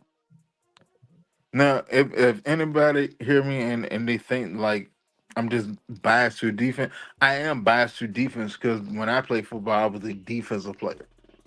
See what I'm saying? I played corner, and I can sit there and tell you, I can tell you exactly what happened with Natron Brook. Like Natron Brook, his technique is trash. It's trash. You had outside leverage, and you let him freely release outside of you. And then instead of flipping your hips, you speed turn to him on out routes. You did this the whole second half. That's how Carolina got back in the game. Go look at the tape. This is literally what happened. So like I'm not excusing the defense. I can tell you exactly what happened with the defense. But my thing is this too. So what you know what? I'm gonna I ain't gonna sit there hold on the panel. I'm gonna let somebody else eat real quick. We get back to it. Here's my thing. You got to give Carolina their credit. They spotted the weakest link in the chain and they exploited it. Natron Brooks was horrible. And then you could tell he was in his own head because he fumbled the ball on the kickoff. I mean, so the thing is, the guy, you should have sat the guy, you should have took the guy out of there. But I understand when it's easier to say that, well, get him out of there, but you don't have that many players on the team. You only dress out like 53 people. And we're talking about that position alone. And these are pros. So the defense can't protect him. He has to stand up on his own. So it was as if you're running into a wall, but you can't stop it. And they exploited it. Just like when JD Bertrand was out there. He was all the way, he was reading the plays wrong. He was shuffling his feet because he was trying to figure out if they was in a run or a pass. The reality is, you got to give Carolina their credit. They exploited our weaknesses, and that's what got them back in the game. But the truth be told is, I was a major fan of Raheem Mars of being hired here. I was calling that before when they was doing all the interviewing process. But why would, if you know this is your second and more than likely your final chance at being a head coach, why would you go get first time play callers to run this offense? Because the reality is, And you're defense. gonna, yeah, and defense, because the reality is, you know, you're gonna have to go through those humps. You know you're gonna have to go through people who don't know what's really going on. Yes, they may have experience in the NFL, but they don't have experience calling plays. You should have got veterans. You should have got people who were smarter than you in the room. My thing is, if Raheem Morris really want to come back for next year, you need to cut bait with Zach Robinson, like literally right now, because you lost the fan base. Raheem Morris, you lost the fan base. The majority of the fan base you lost. If you really want to save face, if I was you, I would cut Marquise Robinson because the special teams has been horrible this year. And I would cut Zach Robinson because the fan base will side back with you at least until the beginning of next year. But something has to change. You can't keep saying we're not going to make changes when we see you're horrible. And what's the weakest link on the Falcons team? The Uh-huh. offense. So something has to change. We can't keep saying, well, we just got to make sure we got to find these problems and fix them. The problem is, it's not just one problem. You can, when you look at a horrible team, you can say, okay, they're horrible because they don't have a quarterback. But the Falcons is they're horrible because they lost this way. Then next week, well, they lost a total different way. Then the next week, well, they lost another way. But yet they putting up stats to where you looking at it like only the Falcons can Exactly. find ways to lose like this. This is something. Something has to change. You can't keep trying to put sugar on sugar honey iced tea and saying that, well, something is going to change. No, you need to make serious cuts right now. That and that's and you that's my point of what I was saying, like why the team look I mean that it's like not really one blame. Like the offense, yeah, that's a big key. But if you look at it, it's like so many different things. Like for instance, with Zach Robinson, when you fired the defensive coordinator last year, I don't understand why Zach Robinson didn't go with him. Because I to me, completely agree. what did Zach do to earn um, staying there? Because I mean, Kurt he looked good at first, but the offense still just. I mean, it wasn't all that or whatever like that. And like to me, like if you fired the defensive coordinator, Zach Robinson should have went along with him, in my opinion. Yeah, Zach was he should retained. have. Zach was retained for the simple fact that we had a top seven rushing offense, top six rushing offense. I think it was mainly because those last That three games, that's Michael why Penix Zach. was throwing Yeah, his tail off, and yeah, everybody was like, "Oh, this is but playbooks made for Michael like Penix."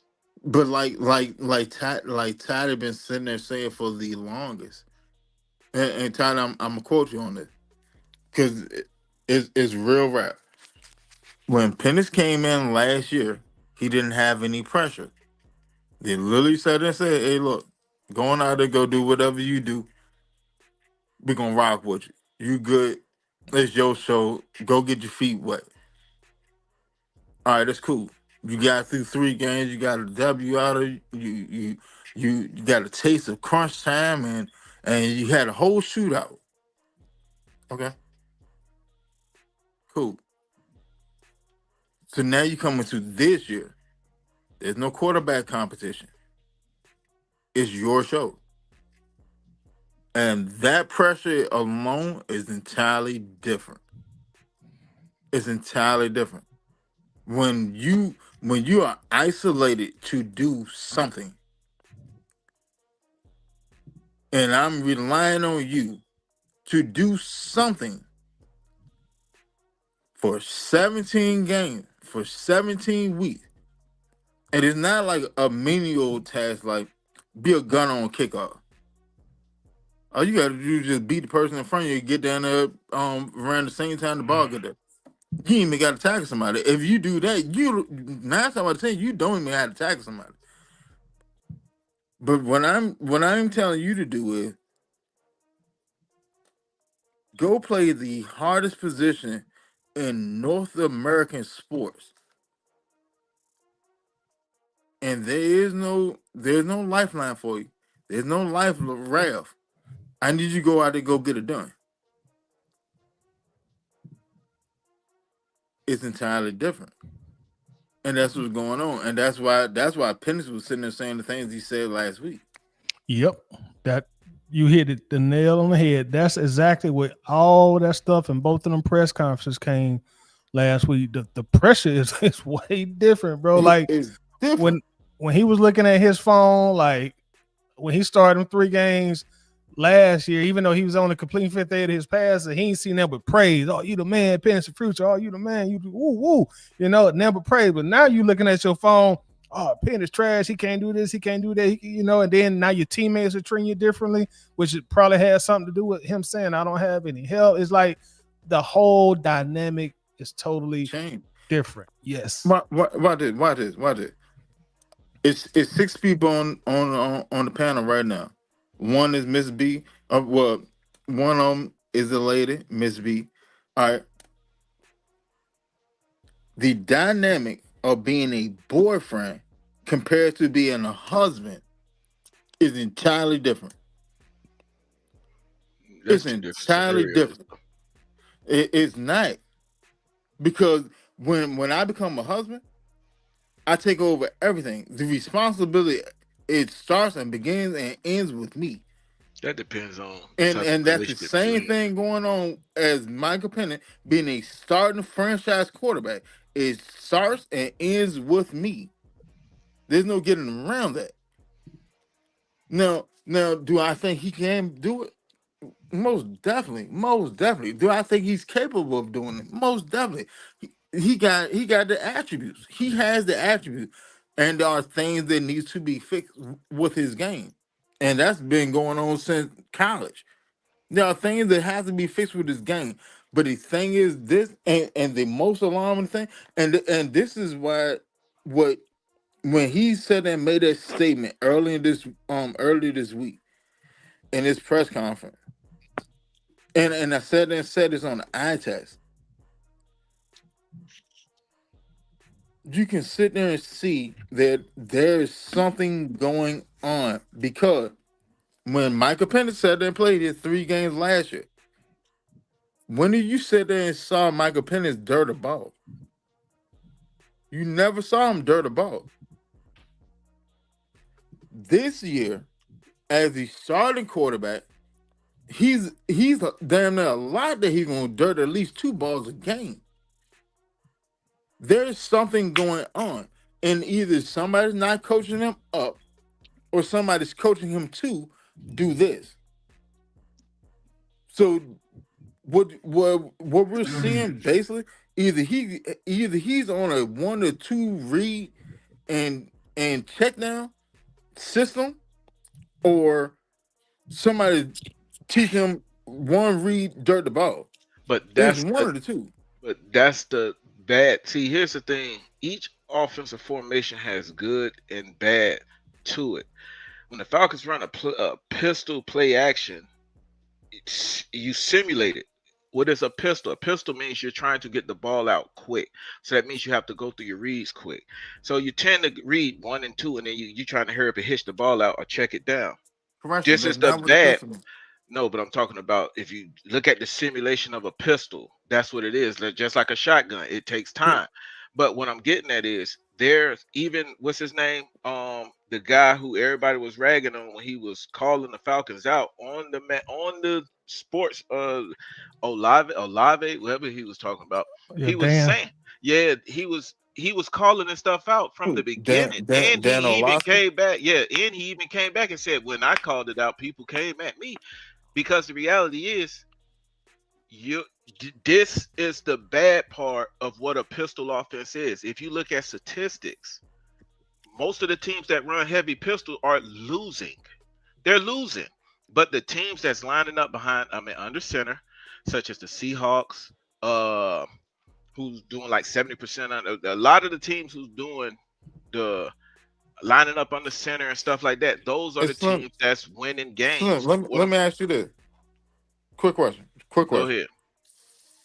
Those teams that you sitting there seeing lining up on the center, how healthy are their offensive line? But the Falcons, here's the problem about the Falcons offensive line. No. No, I get what you're saying. I get what you're saying, but that's still an this excuse. We can't use that. We can't use that as an Yes, excuse. you can, Now, granted, because that's what's going on. That's literally what's going on, and that's what's been going on all season. The Falcons' offensive line is sized to be good at play action. That's why we don't have those big guys. We have those guys that can actually run because it's supposed to be made for play action and stuff like that. But the problem is, we're in a pistol. The point people are trying to make when they're calling the Falcons out on the mainstream sports channels is the downside is more prevalent than what's the good thing is. When the stuff is when we actually see it, we can't keep trying to say, well, it's because of this person, this is because of that person. No, these are the downsides to being totally in the pistol, or totally reliant in the pistol. Then when Kirk Cousins came out there, he got on the center. Even when he did play action, it worked a little bit, but Kirk Cousins is just not good.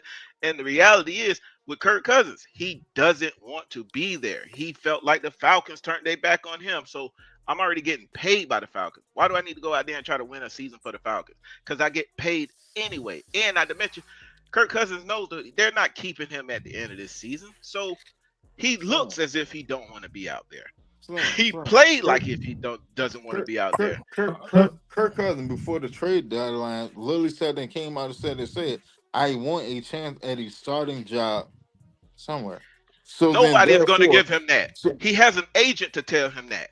If he said and perform in the spot duties that he get, wouldn't that help both his chance of getting a starting job? Because here's the thing.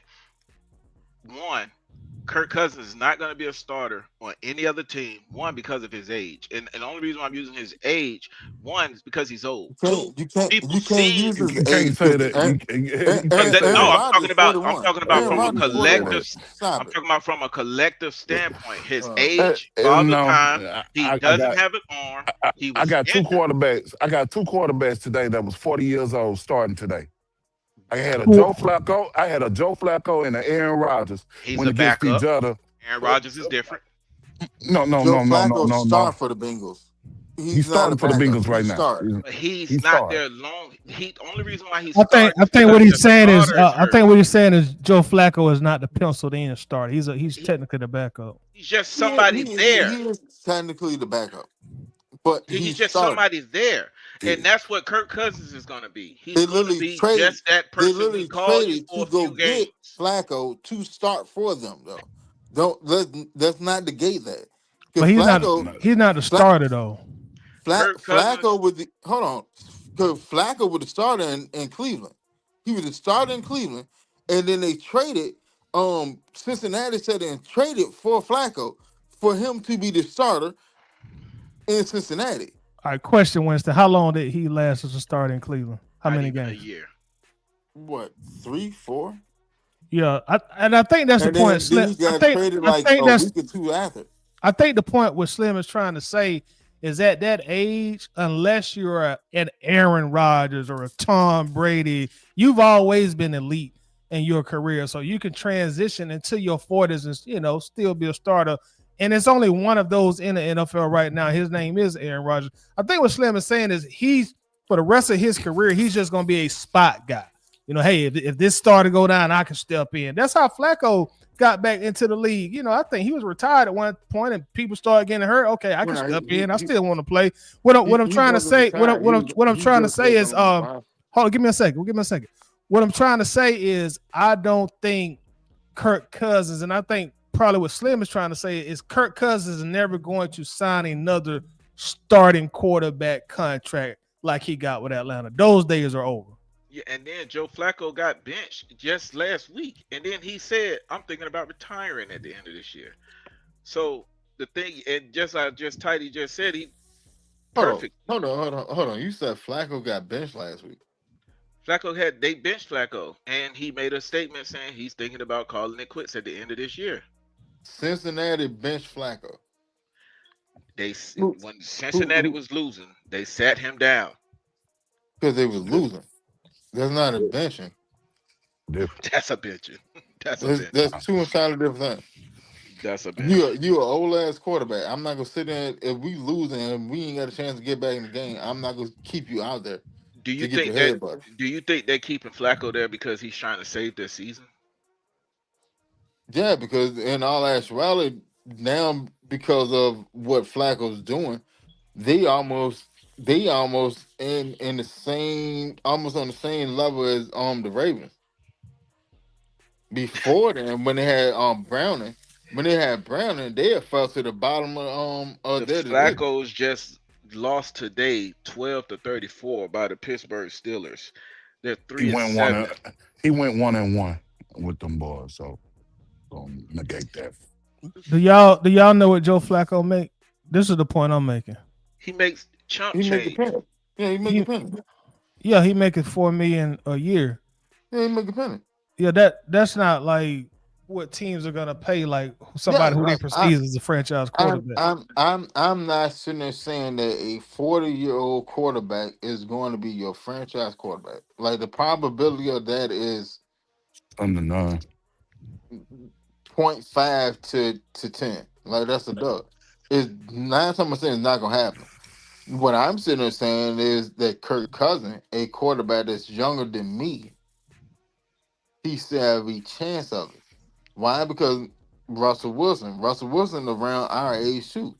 And he Russell got Wilson benched. got penciled in, but he got signed to be the starting quarterback. That's a yes But or he no. got benched. They done. On All He both them. got They he teams. cooked. got benched. But when he They went to the cooked. offseason, how did he get to the Giant? Did he come to the Giant as a starting quarterback, They or just did he gave him a come to the try. Giant as a quarterback competition? He came to the Giants Hey, as can a 1 year quarterback. That's Because they had And okay. Jackson and that's Dart. the Yeah, same thing because that Kirk is looking for. no, So hey Kirk. why do can you think that he will sit there and just take a game? He's not gonna take a game. I ain't say take the game, but when you He know did the though. team, what I'm saying is when you You know the said that. team turned they back on you, you're not gonna go out there and play like you know what I'm saying. You trying to really because you could look at the way he played. He didn't like the way he played. Yeah, he was yelling towards the get about getting checks and all of that stuff, but he wasn't really. Kirk Now Cousins was Slim, now horrible. Slim, I will say this. I don't think that has anything to do with it. I just think he's washed up. Like the athleticism gone, the arm is gone. Because look at it this way: the same Kirk you saw today was the same Kirk you saw week 11, week 12 Week last year 11, 12, when he was still trying 13, to fight to do his 14. best.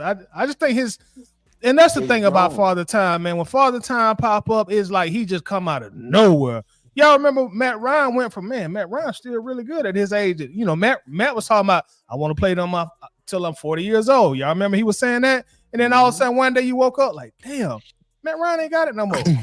That's what happened to Young Way Cool. You know, Father age caught up with him. You know, even as a kicker, that I just think that's what happened to Curry. He just got old. His body got old. can I answer this Same question, thing Ty? happened to Grady Jarrett. Yeah, go ahead, Coach. T Dub says, do y'all think we started to praise him too? Hold on. Do y'all think we started to praise Penix too quick? So what's y'all thought on that? I say no. So I am one of the ones who've been saying this for the longest. I know Winston can contest that. You know, I was saying on the eye test, you know, we got to stop praising this guy. It's okay to want him to be great. It's okay to want him to be your starting quarterback. But yes, I absolutely believe we, well, the fan base crown Michael Penix entirely too quick. I've been screaming and screaming and screaming. Stop crowning this guy. He has not. I mean, he has nothing to show for it. And he's a young, inexperienced player. It's going to take him time to reach potential. But no, I mean, you just absolutely couldn't say, you couldn't say that he had touch issues, people ready to kill you. You couldn't say, he had, footwork or issues, people ready to kill you. Like, I mean, you just couldn't say nothing about him. So yeah, I absolutely believe he was crowned way too quick. I think there should have been, um, even though I agree, Kirk has lost it. There still should have been uh, a quarterback trial, uh, Competition. competition. Yeah, thank you. Uh, Competition with I who? just Him think, and Kirk? I just think you have to have those things. So With him and Kirk? yeah, you have to. Yeah. Why Kirk was washed? He already showed what he was. It doesn't that It doesn't doesn't matter. matter. You It you doesn't have matter to you And have you to and have a because we competition to see who's the because best. Kirk but we Period. Kirk drafted him Kirk round Kirk one. Kirk is going to push Penny to sit down and sharpen up his skills. It should have been Correct. a competition. It definitely should have been in competition this offseason. On We what we ground? But how will you the bench Yeah, fan Kirk? Didn't they bench Kirk? So the how you gonna turn fan around and say, let's have a competition? yeah, no. All right. I I So agree. agree. I agree with that. even with us benching Kirk, when Kirk said and came out said and said, "Well, yeah, I was playing hurt, whatever." Da da da. Da. That right there opened the door for a competition.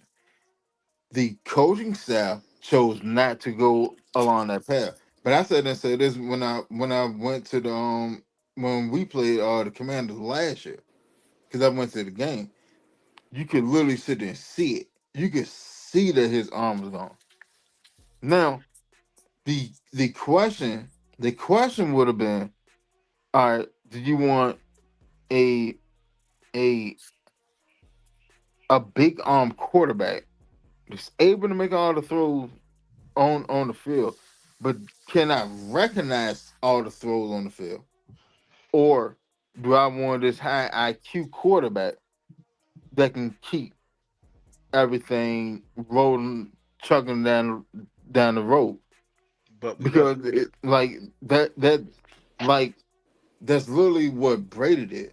Brady was So, never a big arm quarterback. He just beat you with his IQ. I diagnose. I sit there, see you doing this. All right, I have no problem with dinking and dunking you down the field. I And mean, I never to, seen a competition between a bench quarterback and a number one pick though. So I agree. how not? How And not? see, agree. I agree with you. Because because I I agree because with just you. hold on. Because Bryce Young got benched. Bryce Young got benched. but he was the Uh, number one draft, so he got benched. he And then got benched. They had Sam they had Sam Donner that and was before him.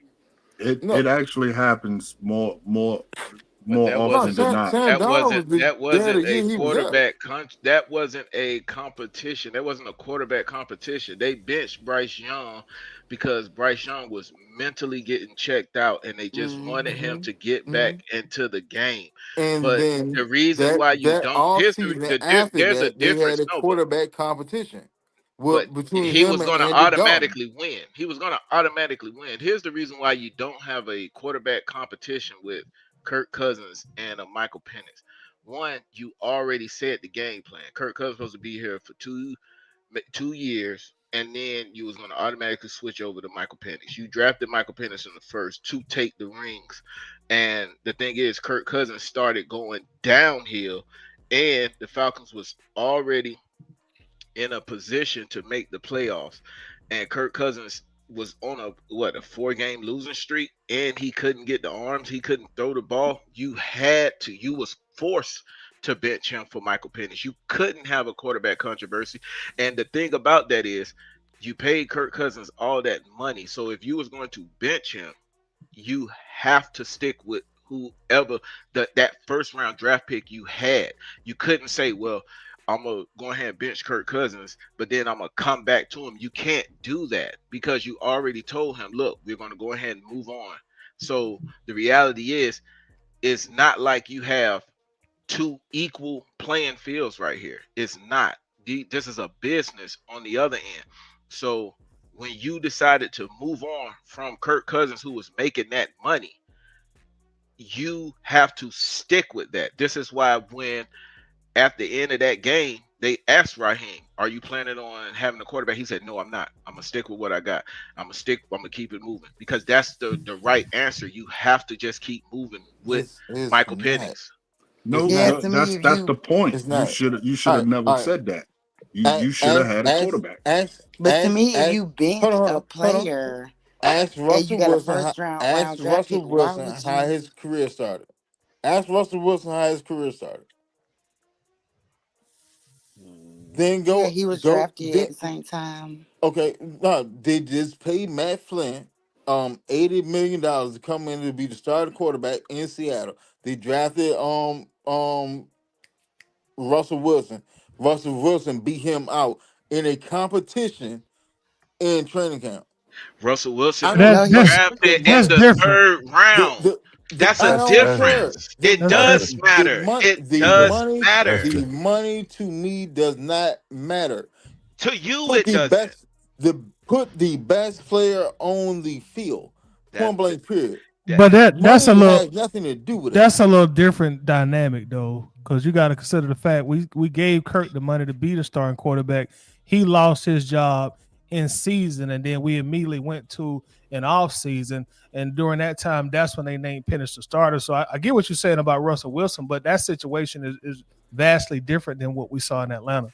Okay, so Right, then And let's then go. that's even Let if why they let you had a never so then even do if that, they had a Toddy. then competition, let's Kurt go was gonna back to lose. Bryce Young, the quarterback that Hold, just beat hold, up. hold on, y'all. Let's let Miss B get hers in No, because she done. I was just gonna say, even if they had a competition, Kurt was gonna lose. yes, he Like, was I going to mean, automatically lose. he was Sure, gonna lose. sure. Right. That and that's fine. And that's But fine. you at least had a competition. You didn't. That's what we're saying. You don't crown someone your starting quarterback and never make them compete But he was for that crowned when he role. got drafted. No, That's he your was crown when you yeah, get but drafted he in was the No, crowned quarterback no, to that's position. not how he that was crowned works. to be the That is starting not how that quarterback works. in two That's how I years. work. I In saying. 2 years. In 2 years. He ended up being the starting quarterback by default because Kirk just wasn't getting it done. And the players wanted a Now, change at that. Did y'all hear? Do y'all hear hold the on, Slim. So preseason Hold on, talk? so Slim. hold on. Hold Let me on, say this. Slim. Let Hold me on, say this Slim. right. Let me Because say this. hold on, Jane. All right. Now let's not forget Kirk Cousins had us at 6-3 at one point. And If Yeah, what but did Kirk then they? he Cousins, And went down. what happened to yeah, that totem pole, Winston? now What happened to that totem pole? if Kirk Cousins had kept playing at the same level, if he had not quote unquote got hurt in the Saints game, the Aints game, and he kept playing at the same level, we wouldn't be talking about Pennis right now. If We'd was a be fifth. talking about what was the good That's or not the. what was the good or the bad that's going on with Kirk Cousins game right now. If Today, Uh, was a fifth. But whether man, we won that's the or we same lost, exactly. I want to thank that you. what we were sitting there talking about. Pennis would not be a So factor in this at all. It just so it, happened that and da da so da da. So therefore, it should have been in competition. yes, so you got to look at how Kurt played his part in all this as well. If that was the case, Winston, if that was the case, you know the whole totality of the 24 season. You got to look at how Kurt played his part as well of the monumental downfall within the situation. Why would I go back to a situation when I was 6-3 at one point and I had a total epic downfall within my quarterback? Why would I have a competition with that if I know what I got with Kirk Cousins? and Because you also don't know what you got with Michael Penix. That's and why. I mean, and also because you so if that was the case, coach, if that was the case, coach, I had 3 games that I knew I had with Michael Penis at that time frame. No, you didn't, because that's the Well, yeah, thing. hold on, no, They no, said no, the no, same no, thing hold with Ritter. on, hold on, But you hold say on, the hold same thing on. with Ritter. I did not say. I never say that with I'm not Ritter. saying you. No, I'm I'm not saying saying that with Ritter. people. I'm saying I'm just people. saying. I'm just and within the same yeah, time Ritter should frame. have a quarterback a quarterback competition because he was a third round draft pick. Hold He's a on, slam, slam. Hold he That on, slam, means nothing. slam, slam, slam. Hold on. So the thing is, I already know where I had with the totem pole with Kirk Cousins, and I got my rookie quarterback. I had to diverge. I can't go back from there at that point. I cannot go back and redulge and say have a quarterback competition with the Right. quarterback that totally fell off. I have to move forward within my plan. My plan got escalated up a year because for the simple fact of my And quarterback Right. So you issues. have and some. also to piggyback off of that, have we not been listening to the interviews where the team was literally saying Kirk Cousins was falling off, he didn't have the arm, and they looking at I ain't Penix heard like, one single person say that. okay, What and they was looking at Penix, name the interview okay, where a player said that. Dave Archer was saying that he was basically saying that the players was like, man, Penix over there making all the throws, Penix doing this, Penix doing that. The players was literally moving away from Kurt, and they was looking at Penix over there on the field making those It, type of plays. So it, the thing is, this is a total different dynamic of having you don't have a quarterback controversy when you drafted this guy in the first round. You drafted someone in the first round because you want that person to be the main key of that team. Kirk Cousins fell off, which the Falcons had to shift fire, and they was forced to do that. Just the same as when Denver had to go ahead and cut their losses with Russell Wilson. And they went on ahead and took that $86 million, and everybody was calling them a fool. And they did what? They went on ahead and cut bait with Russell Wilson and started Bo Nix. And I mean, when they went and got Bo Nix, they said, we're going to go ahead and run with this. The Falcons did something like that, but they didn't cut bait with Kirk Cousins. That's what you should have done. You should have cut bait, and that's exactly what you should have done. But they didn't. They decided to go ahead and stick around. And then if you look at some of the interviews, some of the write-ups and everything else, the Hold on, Falcons son. wanted more Hold on, for son. what hold on. The Falcons wanted more for what Kirk Cousins was really worth. And Where, that's the where, reason why they where, had to where did the Falcons have a chance to actually cut bait with Kirk Cousins? Now, hold on. they could have cut bait with him Hold many on. times. I literally just said, hold on. I'm asking you this. Outside of the fandom, logistically wise, where did the Falcon have a chance to cut bait with Kirk Cousins? It can't be at the trade deadline because the last film that team had of Kirk Cousins was a dead arm. You should have cut So bait with you him in can't the cut off you season can't all right, so you cut him in the offseason. Now Tyler, a quick question. What would Kirk Cousins cap hit would have been if we had cut him in the offseason? That because shit of was that. like It was 80. like It it was was high. it was like It was 50 to it was, 60, it was very, very high. but It might have been around about 50,000. I mean 50,000, 50 million, something like that. yeah, but here's the thing: if So you would have cut him, then you could have no. What you could therefore have done again, was you could have where split up logistically could we cut bait with Kirk Cousins? because See if you would have did that, here's the hold on, thing: if you would have did that, hold what you on, could have Slim. done Hold was you could have Slim, moved Slim, the money Slim, around. Slim. I'm gonna let you cook. I'm gonna let you cook. Just hear me out, brother. If you cut him in the offseason for $50 million, you not only hit yourself for that year, you hit yourself for years in the future. You can pose them as a June 1st cap hit, and you spread it out over a couple years, but you still hit. Doesn't You're literally this contract itself literally messed up. What it didn't mess up the franchise. It just pigeonholed the franchise. the There's not contract? the only way we could have legitimately traded or got rid of Kirk Cousins was to trade him, but don't nobody want to trade for his contract. So Here's when the thing. that passed, this should not be a question anymore. No, see, I think here's the thing: if the Falcons would have cut Kirk Cousins, yeah, they would have took a cap hit. Just like everybody was jumping down Denver throat about that. But the problem is the money was already spent. Just like Terry Fontenot said, the money is already spent. But Yeah, you would have but as took a the yeah, franchise, but wait, but wait, you can't take but another hold on, but dead just cap wait, hit just wait, like that, but just wait. like we No, did with with Matt the Hold Ryan. on, Falcons, You can't do Winston. You what that. the got Falcons, you gotta let him go. He let you go, so you gotta let him go. but what the Falcons could have did with the money is they could have split it up, so it would have been a lesser hit, and not to mention they already got their rookie quarterback, so they would have you could have saved a lot of controversy and moved on from the already bad decision you made when you got him. You know what I'm saying? So the thing is, there's always a way to move around the money with that dead cap money. No one could. Everybody called Denver a joke when they did what they did when they cut Russell Wilson, but yet they got Bo Nix, and now look at them. They're moving in the right direction. The Falcons should have did that as well, but yet the Falcons wanted more for Kirk Cousins than what people was willing to pay, and that's the reason why we were stuck with him. So the thing is, to make a long story short, the Falcons.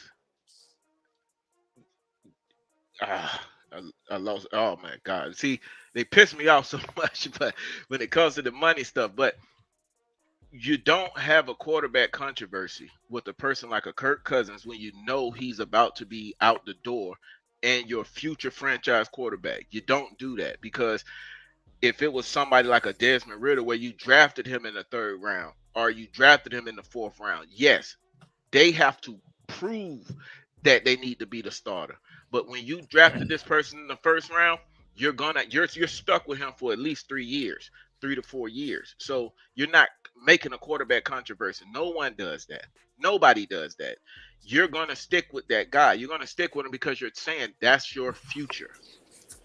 That's just like with Carolina with Bryce. Like he been sorry, but they stuck with him even though he got benched, and they had Andy Dalton come in, but they still went back to him. So it's you. That's who you picked. Yes. Ain't no quarterback competition going on unless you find I don't know, but unless you really just find out you don't believe in them or whatever. But it is what it is. And the only quarterback that got drafted in the first round and then end up getting cut before his rookie contract was dry was the guy over there in San Francisco. And why is that? Because he was hurt and Brock Purdy came in and showed out. And they said, you know, we're gonna run with him. But if Brock Purdy didn't show out, and that was by a slim luck because the backup quarterback got hurt and Brock Purdy was the third string quarterback. So that was by a string of luck because if that didn't happen, San Francisco would have still been stuck with Trey Lance. Yeah, and I call cap on that too because as you can sit there and see, what's going on over there in Arizona right now. And that right there is exactly what I'm talking about. That strap posted. That is what I'm talking about. You cannot that to me that's just the actions of a poverty franchise. You can't crown somebody captain and start who hasn't done nothing. And you Like that. That's haven't my done point. nothing. Who crowned him captain? He's a The first team, round draft pick though. the team. That's what You're they So stuck do. on it this, doesn't matter. Miss B. You're stuck on It does. draft picks. That How? Why would See, draft you you draft can picks pick a really only quarterback? had to do with Hold how on, much y'all. money you made. If you pick a Hold on, quarterback in hold the on. first round, It, I I it get it. really mean, don't. It really don't have nothing to do with within the first round. It's That's what more I'm. of who saw fit for him to be captain, the team, right? Right. Because for the simple fact he's showing the characteristics of being a leader. But with that being said, at hand, bro, you cannot knock that. It's not giving him a crown. It's just showing him that he's doing the job that he's supposed to do to be a captain on the team. And he's Hmm. not playing bad. Like what do now He didn't play he bad today. he No, have he bad didn't. games, but we keep acting like he's just out there being bomb. No, he's Who not. who who who said that? But yes, the fans are going to, because that's our quarterback. We're going to stick with our quarterback. We now Well, Desmond Ritter was a third round draft yeah, pick, so really no one really was like, you got to really win the fan base over. But if you a first round draft pick, like Ms. B is saying, we're gonna stick with you because we looking at it as they know something we don't know. That's why you drafted him in the first round. Penix was never gonna leave the first round, so he's a first round talent. We know, we see that he can lead a team. Why are we acting? The fans are getting behind their quarterback because the quarterback is what typically wins the game. That's the leader of the team. So we didn't crown him too early, And and then we are doing what other fans do. When you and, got your first round yeah. quarterback on bat, you get behind him. And then the Definitely last wasn't definitely them wasn't last crying too early. Go ahead, Miss B. I'm sorry. and Go then ahead, Miss B. them last few games of last year, like he made some good like he really came through. It was just a team thing or whatever like that. Like where we didn't lose against that with that Washington game and stuff like that. So a lot of people did get excited or whatever you want to say and thought, and he still have shown it this year too. But I mean, it got to all come together. He's still young, so it's not that people crowning him. It's just that, like, the other They man see was the saying, potential. yeah, the other man was saying, like, our team chose him because of what they saw. They went to Washington, they liked him. I know a lot of people gave compliments for him from in college or whatever like that, and we just seen what he did in those last few games, even some of the stuff he's done this season, and he's like hopefully we're hoping for. We not just saying that he is, but hopefully that he is our franchise quarterback, and we can see the potential in there. Just some things that need to be worked out. So nobody not crowning him, it's just supporting him because the team decided to choose him. So we going with hopefully they made a good judgment. That's it. I And, think they I think they made a good judgment within that and situation. let's keep it a I, buck. Michael hold on, Vick Slam. never. Hold Oh, on, go ahead. Slam. Go ahead. Hold on, Slam. And they made a definitely good decision within that situation. Why would I invest all this money within the first round draft pick, even though that Kirk Cousins is a wasted contract? I agree with y'all fellas on that. Um, why would I go back when I got to move forward within this situation? Mhm. I have to Right. move forward. It's a process. Even if I have to move the process up early, I have to move forward. Penix has had his issues, don't get me wrong, as with every other quarterback in the NFL. And the thing is just that when it comes down to it, it's not crowning him. It's more of support of our quarterback because we see the bright future because of what he did those 3 games before and what he's doing in some of these games this season. It's just more within the simple fact is that we just have to put some moral support around that boy. I And can this agree coaching on that. staff Yeah, I do and listen this to that culture player fly crowning me. and the thing is that you don't have the coaching staff that's doing that. That That's We that's that's my that's biggest what thing. that was the whole thing that me and Coach was getting at. I don't think we got the It right it coaching it, staff. it wasn't a referendum on Penix. Like Penix is a bad player. I don't think Penix is a bad player at all. I think Penix have exponential potential. It's just more to the point of he don't have the pieces around him to get what he need to get to. That's the whole reason why you should have had a quarterback competition in training camp. Why? Because we all know that he's going to end up winning that competition. But the when thing is, it's going to force him to be uncomfortable. It's going to force him to tighten up his things before he get into the season.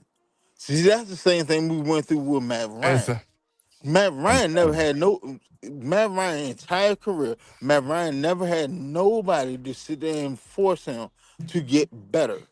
But he was the He best never quarterback we had he. had. That's the whole thing. He never had any type of competition though. All so right, Now, just no, to hold on, hold on, ping hold on, pong hold on on. that, Winston. Let me ask you a quick question. I'll let you keep going.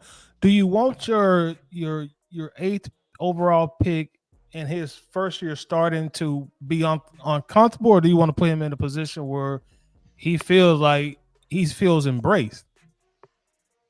Do you feel embraced right now? I don't 'Cause know.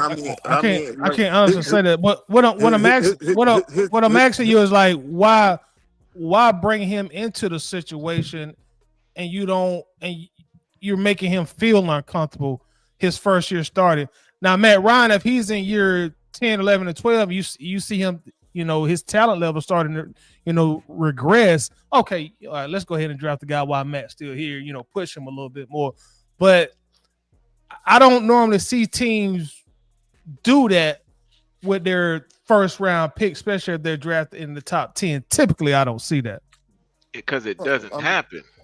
It does happen because hell, goddamn New England said and drafted Jimmy Garoppolo. No, he went in the second round. He went in the All top right, 8 pick. that's fine. That's fine though. But they drafted somebody And too. also you're They missing a key drafted point. Wait, You're hold missing a key on, point hold on a there. moment, Slim. That's not the same because Tom Brady had been there for you. What I'm saying is like a guy you just drafted. Oh, you talking about immediate pressure? Okay, Right. Why? all right. Like why would you want him to feel uncomfortable? It's not about him feeling uncomfortable. It's about him sharpening his mental to competition. It's not about him feeling uncomfortable. See what I'm saying? But let me ask you Because this question, Winston. You Let me ask just you this don't do question when that, you get Winston. to hold on. Give me a second. when you get to let me ask you Give me this a question second. when you get to. All right. When you get out on the field, what are you doing? You playing against what? Competition, right? Right. There's no red or black jersey on you to say that you can't be touched. None of that. It's competition, right? Okay. So why would I not start you off on the right path and have you have competition in the first place so you're used to it? You're used to it. You're used to it from him, and then you get into the season. Now you're used to that. That's this harkens back on to my whole mindset on play. Starters should play in the preseason. I'm sorry, you should. I agree with You that. can't. You can't. There is no way for you to get football ready unless you play football. I'm sorry, you can't. You can go run a million hills with bricks in your hands and all this other stuff. You can do that, but you cannot get football ready until you get hit. You have to get hit, and not That- once. You got to get hit repeatedly, That's two or different the things. threat of getting hit. That's the only way you can get ready for football. I'm sorry, like there's literally no other way for it.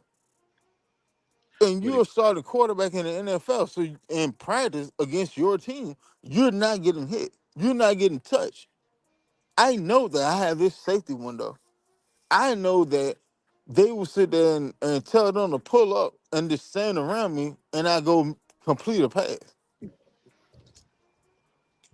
And tell what me you I'm want? lying. What you Tell me want, I'm Penix? lying. No. So let me tell you. Let me ask you this: what makes you think that Kirk Cousins was going to be a competition to Michael Penis within the first I place? see that's where you lost me at. I didn't say that he was going to be a But you, competition to I'm him. done. You said you wanted I competition. said I wanted Hold a on. quarterback competition between the two. I didn't But say so that Kirk Cousins was going how is Kirk Cousins bringing the competition to Michael Penis? That's my question. easy Answer that for because how. easy, very easy. All right. So when Penix sit there and see Kirk Cousins sit there and complete this pass over the middle in this defense, and it's something that he can't do, that's competition. That's what a Because quarterback now, coach is for. because all right, so what is your quarterback coach doing? Matter of fact, who is your quarterback coach? Shoot, I don't know. I, DJ what Williams. I know that, It's but what DJ I'm Williams. saying No, is he's it's not DJ. Exactly. good. But It's he's not DJ good. Williams. It's Doug Williams' son. Doug Williams from the Redskins. It's his son. I'm saying I don't know to That's be your quarterback coach. sarcastic. I'm saying But I don't know to be sarcastic because I'm saying he's not good. But the problem is, what you want Penix to say in the interview? All my life I has to fight. I love me some Hoppo. He The reality he is, he he literally just sat there and said it. He literally just sat there and said it last week. He but literally the just point sat there is, and said it. you don't. That's like having a All my quarterback life I had to controversy fight. with an old So person and a young person. It doesn't happen because the reality is, Kirk Cousins already knew when he got here, as Terry Fontenot said, if we taking his word at value, Terry Fontenot stated he told Kirk Cousins before he even signed the contract, we are interested in signing you, but we're going to actively be looking for your replacement. There is no quarterback controversy. They told him that so he will understand. Listen, while you're here, because and this is before that season when we got Kirk Cousins, they was telling him, listen, we got your back for these 2 years, but we are going to be looking for your replacement. There is no more. There is no talk. There is no more talk about no quarterback controversy because the reality is, if I bring somebody in the first round here, then he's going to be replacing you. Even if we did have a quarterback controversy, I mean a quarterback controversy or a quarterback competition, you're going to automatically lose. So why are we even having it? You have a coach there to get you to, as you say, throw in the middle of the field. That's your job. If you're not doing your job, we got to get rid of you. And the reality is, the Falcons have a coaching issue. Raheem Morris said that in the press conference after the game. He said that the players are not sorry. It's the leadership that's sorry. And I'm part of the leadership. So you can listen to Raheem Morris. He sounds defeated. And you can and, tell and that's a trickle down effect. This is a coaching problem that's going on now. And Hey, I hey, think the players are mentally checked out too. hey, Tidy, can you post the second to last statement? That literally is Who's it my from? whole. Who's it from? I think it's Chris Melton. Hold on, let me look at it again. Clay Melton, right here. Clay Melton. Yes, let me see, that because that I'm away that from my phone. that literally is my whole point when I say and basically what uh, Winston is saying as well. Um, I see what it's saying. But that's where every quarterback they take the initiative to get better each season. First off, there will never be a quarterback controversy. That's one. But It won't. I think I agree with that. steel iron sharpens iron. So if you want your player to get better, I think there's nothing wrong with having healthy competition. Would Michael Penix beat him out? Probably, more than likely. But in the having of the competition, you're actively pushing them to be great. I think just handing somebody the keys to the kingdom with no type of pushback, I think that's just a failure mentality. So That's why but does just it that me work for Bo personally. Nix? That no, I no, didn't mean to. I'm no, still talking. I don't think no. that means to that's just my personal opinion. I didn't mean for it to go, for 40 minutes, but yeah, I think if you have a competition, you force him to do extra work. You force him to do the cream extra rises to the things top. that he probably normally wouldn't have done in his second training camp. So that So my literally is thing my is, whole coach. point. My thing is, coach. How can iron sharpen iron when the iron is faulty Thank within the you. quarterback? With the quarterback Because last year, it doesn't matter because you're I'm just still saying. playing. You're still I'm playing. You're That's still faulty playing iron. You can't sharpen iron when it's faulty. Kirk because Cousins you're is faulty still playing iron. football. You're Hey That's still James, fault. playing That's hey faulty football. James, iron. hey No, So it James, so can't. so you don't It think can't. It can't. It can't, okay. bro. Okay. Okay. James. Let But me I'm ask you going this. back on Let, mute. but hold the, on, my James. Let me oh, ask you this. Let me ask you this. All right, are you 100% thankful for what Pennis is doing right now? Are you 100% sure what Pennis is doing right now? Now take your fandom out of it and actually My look at his fandom is play. not in it. My fandom is not in it. I'm being All right. logical within the situation Okay. because for the So simple fact it is, hold let's on, hold on, hold on. Let me let's say this. be Let me say this. logical. Let's be That's, I'm, logical. I'm How do you being feel? logical because for the simple fact it is, bro. I'm looking at the overall body of work that took place in 2024. That's not iron sharpen iron, especially when that iron said he's not going to help his quarterback learn the system. So how's iron sharpen iron at the end of the day? Let me ask that question again. Easy, because I don't Will need it you be to. enough silence for me to answer I it? don't. I don't need you to sit there and show me the system. I need you to show me the intricacy and the what the quote unquote intangibles that goes along with being a NFL quarterback. That's But what I my, need my to see. but, That's but but what my I need to quarterback, see. But hold but on, my quarterback, hold on, John, Let hold me on, say let John. me say No, this. I'm gonna let you finish. I'm gonna let you no, finish. I'm gonna let you no, finish after yeah. this. Let me I finish. got So I'm let gonna me let you finish. finish. So But the let me finish. quarterback done came out and said that he's not gonna be no helping role I within don't the need year. him to help He me. so how's iron I sharpening don't iron need then? him How's to iron help me. sharpening iron I then? need to see. I need to see I'm just what saying. you would do I'm just saying. as a I'm, 13-year just vet. I need you to sit there and see what you would do in this scenario. All I need to do is see what you're doing in this scenario. How did you attack it? Because in my mind, I would sit there and throw this out route, but you keep checking down or you keep hitting this post. Why are you doing this? To me, this is a freaking joke, okay? If I was Michael Penix and something they told me, oh, after we bench Kirk Cousins, let you play 4 games, that now next year, 2025, y'all you about to have a competition with a player, a dude that just got benched, but you drafted me in the first round. That's a joke. Iron sharp iron. I believe in competition, but in this scenario, it just doesn't make sense. If anything, Kirk Cousins should be helping him, not competing with him, helping him and showing him the ropes, not competing with him. especially That at the is, stage and where he's at. yeah, he's down there 40. Like I would be laughing in your face. You What tell is me, we I'm about to. talking about here? What are we I talking need, about? What you you say, Miss drafted me B? in the first round, 20 What you say, something. Miss I need to B? compete. You down there 40. Like, I would laugh in their face. Like, I'm supposed to compete after he just got benched. I just played 4 games and played pretty well. And you drafted me in the first round, but you telling me now at the beginning of this year I gotta compete with him. I would be laughing in your face like, what kind of joke of a franchise is this?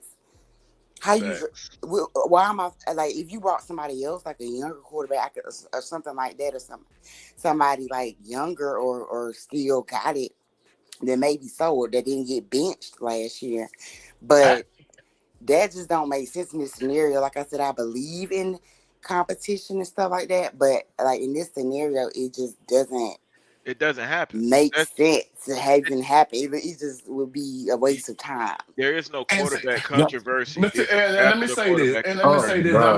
Well, I'm gonna let everybody cook. hold on. Yeah, I'm yeah, gonna yeah, let yeah. I'm gonna And, let everybody cook. oh, Matt took the initiative to get better by doing what? He was the best quarterback on the team. How did he take the initiative to get better? John made the whole layout before. He said it several times. How did Matt do that? It wasn't never no QB competition with Matt Ryan ever. So how can a QB competition be thorough for Michael Penis at this point? And also look at all the quarterbacks that just came in the league now. Was there any quarterback controversy? These quarterbacks that's being drafted now? No. The No. reality is here's the ones you here's drafted in the first round that started last year and this year, you're gonna come to a point to where you're gonna say either I'm going to start you and continue moving forward, or I'm going to have you sit behind and watch and learn how the game works. At let the me end ask of the y'all this. day, you're gonna Hold have on. to you're gonna come to that crossroad to where you're gonna have to say, I'm moving on with the person we drafted in the first round. Every quarterback that was drafted last year and this year didn't have a quarterback controversy because it doesn't happen. If you have a quarterback controversy with Uh, a first round draft pick, that whoever drafted that person should be fired the next day. You don't do it let me because it's ask a you this. bad look. Hold on. No, yeah. Bad look, bad options, all the good shit. Yeah, all right. Let me ask y'all this. Can y'all keep bringing up other quarterbacks and stuff? All the first round quarterbacks that are excelling, right? Which one of them had a first time OC? That's a coaching issue, No, not a quarterback issue. that's the whole Well, damn point that we're well, getting at. That's the well, whole hold point. on. That's literally the So whole how you point having a that me and Coach is quarterback getting at. controversy? You, How you having a quarterback That's competition if your coaching is bad? Because they got the this same shit. coach. That's the whole point that me and Coach are getting at. That's the whole reason there should have been a quarterback competition, not a controversy. Competition and controversy, two entirely different things. hold What on. we If were if sitting there you if saying you got that in that situation, if you got a quarterback competition, that's automatically controversial. In that it's situation, not, it's yes, it not, is. Yes, it's it is. not, it's It not, it's yes, it not what is. it is not with a new quarterback. It's Yes, it not. is. You got to look how everything played out. If Kirk All right, so playing really terrible tight. for 5 games, you bench him. You already drafted Penix at 8, and then Penix come in the next 3 games, and he looks very promising. And then you go in the offseason, so it's going to be a competition. That is a controversy All right, Yes. but because Tyler, Tyler, Tyler. you're gonna split the Let me locker ask you this. room in a sense. Let me ask you this. Let me Go ask you ahead. this. All right. Who is Jaden Daniels offensive coordinator? I don't know. I have no idea. Cliff Kingsbury. How long he Cliff been in the league? I don't know. 10 years. He was just the head coach for the Cardinal. Okay. So let's go to the Broncos. All right. Who is Bo Nick's offensive coordinator? Sean Payton. Okay. How long has Sean Payton been in the league? What, almost 20 years now. 100. Okay. All right. So let's go on to New England. New But England. what is that? Drake, What is the Drake, point here? because what y'all was in there doing, y'all was in there talking about a controversy. I'm not talking about a controversy. What I'm sitting there saying is you have a first time quarterback and a first time coordinator. So what you do is give him competition in training camp so he But can sharpen his skills. that's So technically therefore, not true hold though, on, hold on, Winston. hold on, hold on, hold on. So therefore, there will never be a press conference like the one he just had last week. That never would have happened. It would No. have never happened. Point blank period. You cannot You tell me different. you It can't. would have I never happened. mean, you technically can't call Zach a first time coordinator in year 2. It He's just no longer a first time coordinator in year 2. And Now there's his secondly, second season. and you talk about the Washington situation. Who you gonna choose, Mariota or Jalen Daniels? They both perform effectively within the system. But who did they choose, the rookie or Mariota? They drafted the rookie to be the starter. Okay, so with that's the that being same said, year. but at the same So helm, he started game one, right? So again, how's that QB competition? Because I know because they my had a pro. QB Hold competition. They on. had a There you QB went. competition. How is that? Because for the simple fact it is, I They know my had a overall. QB Hold competition. on, What are you talking hold on. about? How's that?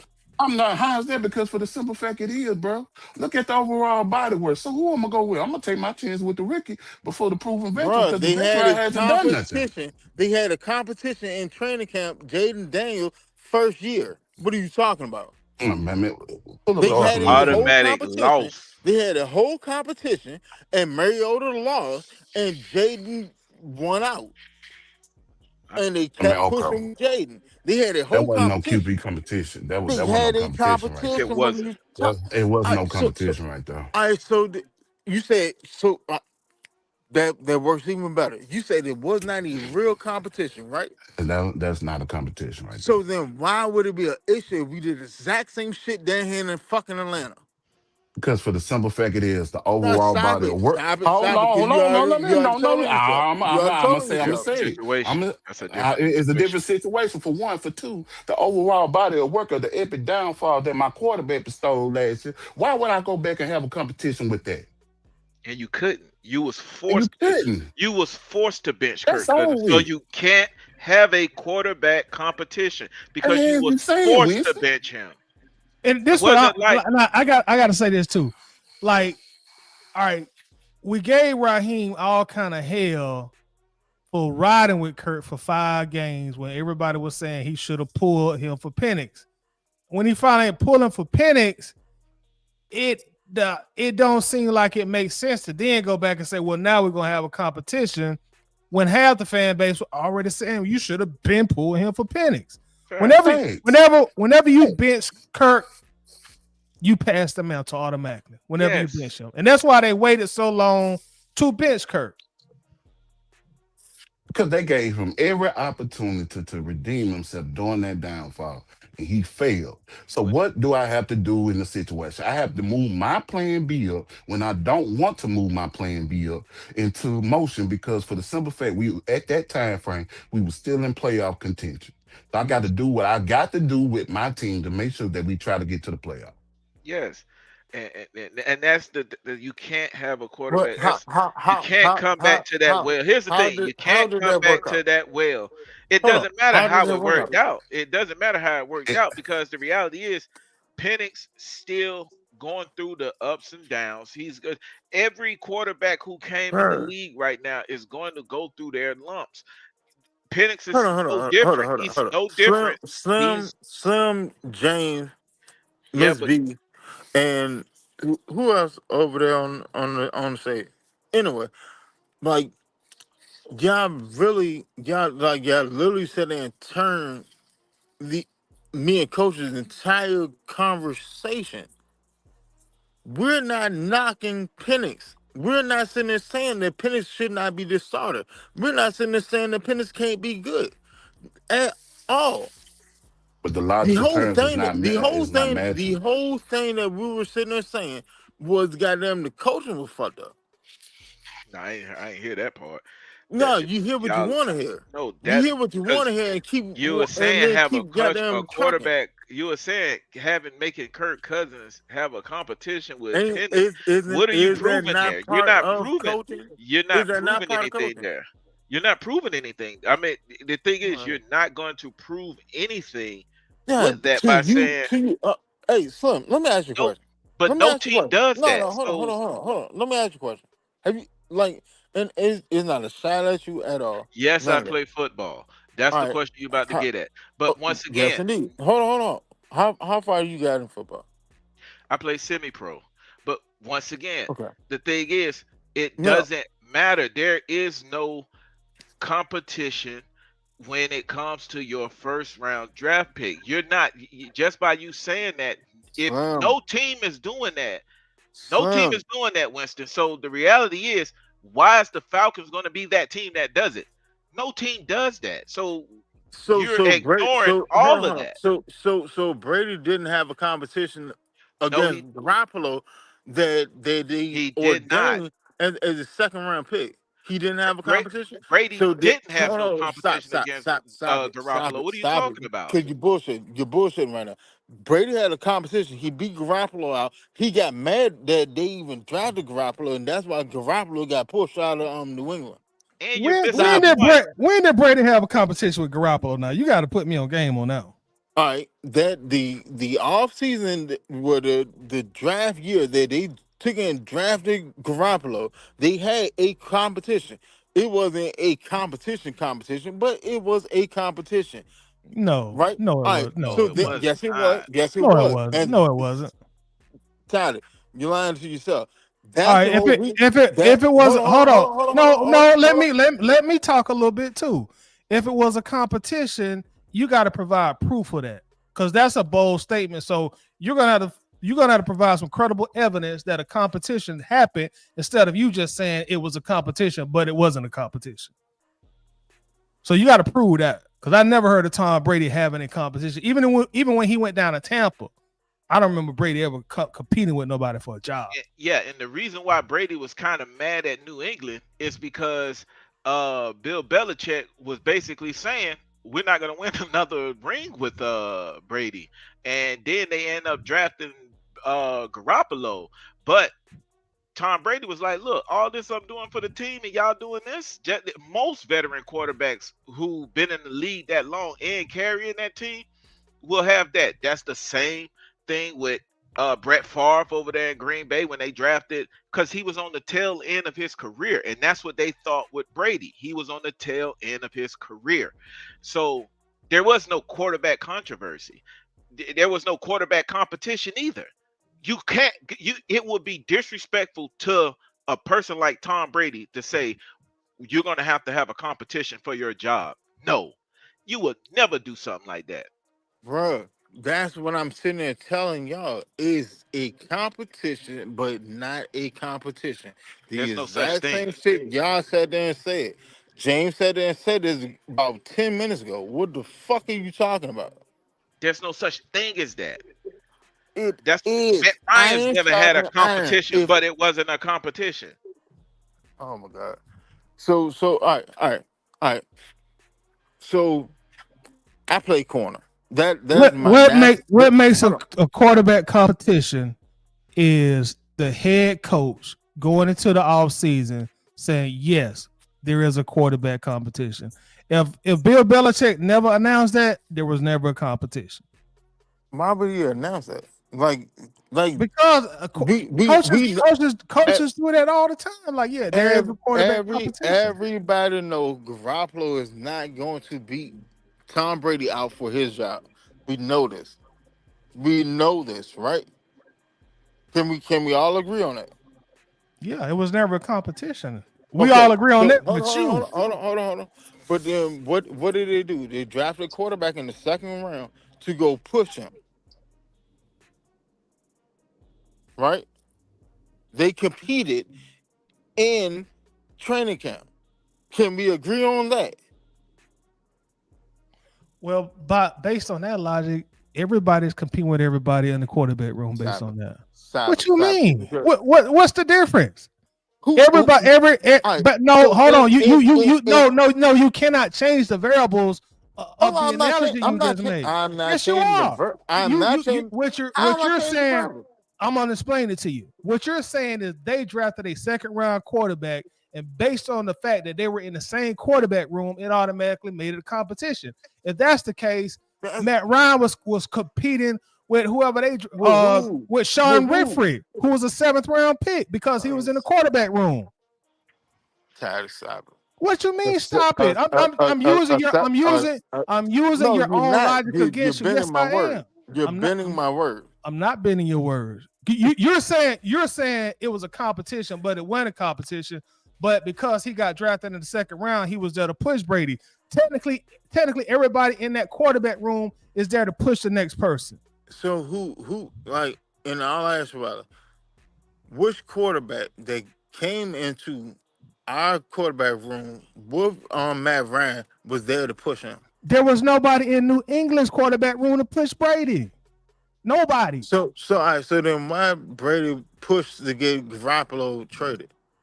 Cause that's Brady. That's the shit Brady do. There was there No. Why did Brady push to give Garoppolo traded?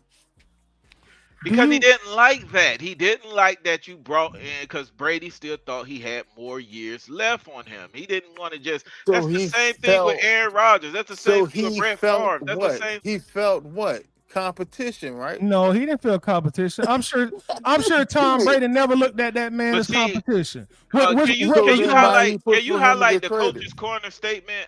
what So was so what he talking do about you really Fields? think Tom Brady felt like Jimmy Garoppolo was gonna come in and take his job or compete with him? What Brady was doing is what a lot of quarterbacks do. He was throwing his weight around. Like, look, I got power in this building. Fact. Belichick, you know what I'm saying? You ain't you may think you got way more power than me, but I'm about to show you how much power my last name yields in this front office. So I'm gonna go and talk to the owner. Okay, he's traded. It don't mean he feared him or like he's gonna be able to compete with him. No, there was never no competition in that sense.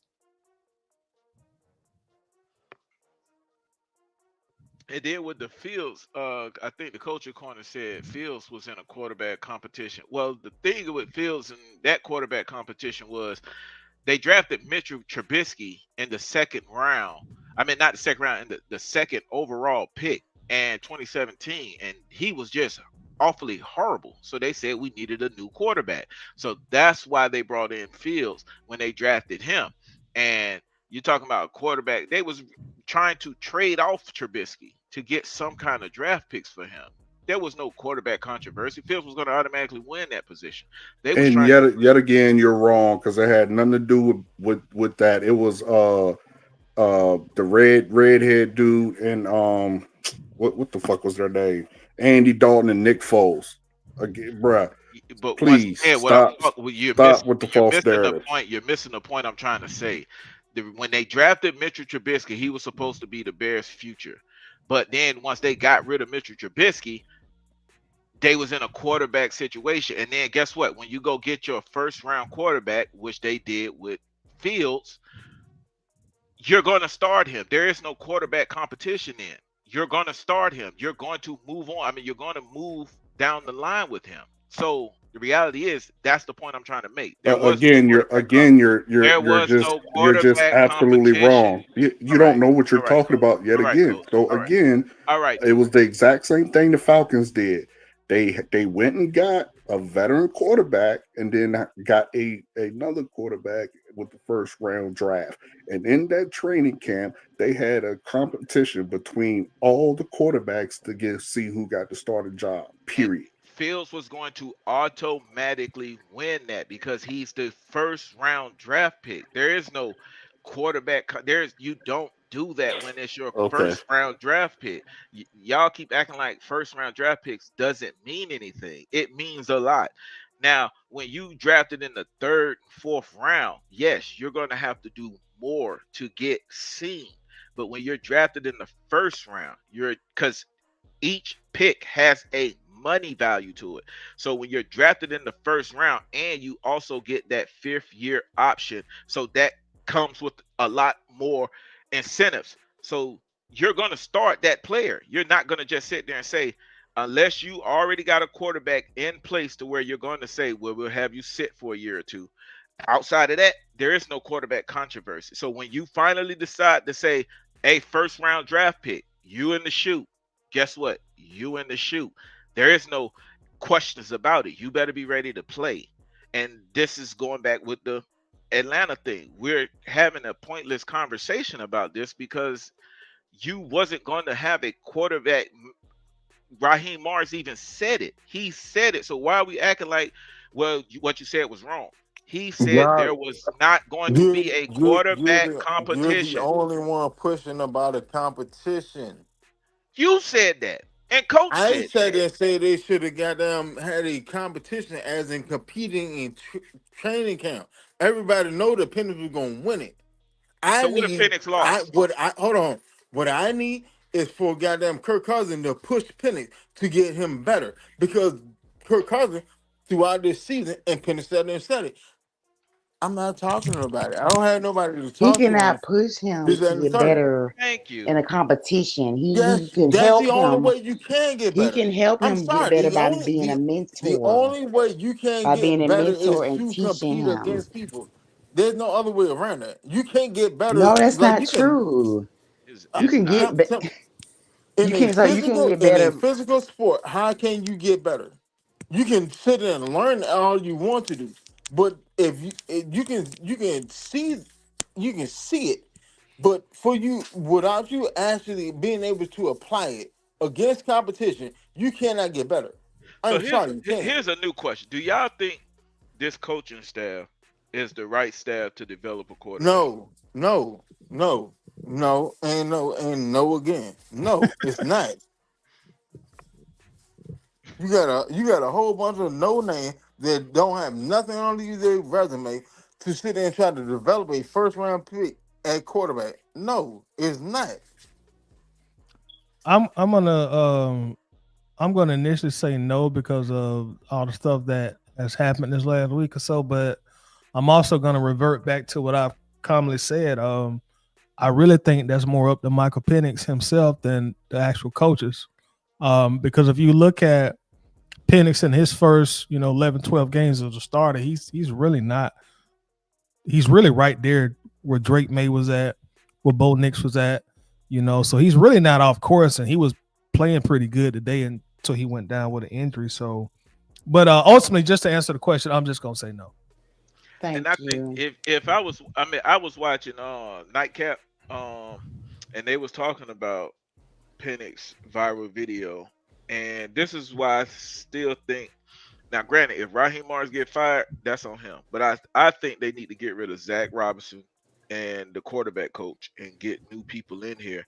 And you could probably keep Raheem Morris for another year because it's not. I mean, Raheem Morris' job is not to develop a quarterback because he has other players he has to manage as well. So he can't just sit there and focus solely on the quarterback. That's exactly how Shannon Sharp was saying it. And you're gonna have to come with it. You know what I'm saying? Nobody's gonna sit here and cuddle you. And the way Shannon Sharp was uh dropping that dropping those the nuggets, he was putting it on point. Like, listen, half of this is on Penix. Like, you gonna have to step your game up. Can't some of this stuff y- y- no one gonna be able to teach you. And not to mention, when you got coaches on the side of the field, they need to be literally understanding what are you looking at, what is your motive, what are you trying to accomplish here, because y'all might be on two different pages. And I think Zach Robinson and this quarterback coach are not really good developers. They're not developing him right, and there should be no reason he should be sitting on that sideline with his eyes bucked out of his head like that. There should be no reason. You have the Microsoft tablet. Use it. Show him. Show him what you're looking at. Show him what get an understanding so that way you can cater the game plan to what's going on, because during the game you're going to have to make changes after each drive. It's just not like a video game like Madden to where, oh, I'm just gonna pick this play and hope it works. It doesn't work like that. But that goes into a lot of what Roddy was saying when he got interviewed the other day. Using Matt Ryan for example, he's like, "Look, man, Matt really put in a lot of work to get where he was at." So I think Penix just gonna have to drop his head, man, and put in that work to get where he needs to be. Because I think in order for him to be developed by whoever the coach is, I think most of that's going to have to be on him. The talent got to be there. The talent, the drive, the motivation, the discipline ain't there. I don't think it's going to matter a whole lot. Yeah, I agree. Like at first, like a lot of blame, of course, with the coaches, and I don't think that like Zach Robinson and coaching staff probably is the best thing right now. But at the same time, I put a lot of weight on Penix. Like he gotta want to get better. He gotta want to get in the lab. I heard that I seen your video where you went over that Roddy White thing or whatever, what he was saying about Mike Ryan, and like that is what make you great. Like getting with your wide receivers, how he said they study, like defenses and stuff, and like in games they got that look and they knew where the ball was gonna go and stuff like that. Like that's stuff that make you great regardless of coaching.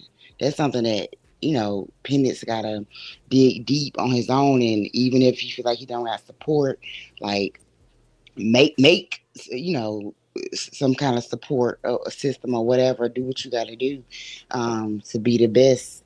And I mean, looking at the interview with him, being down and stuff, I'm like, you gotta.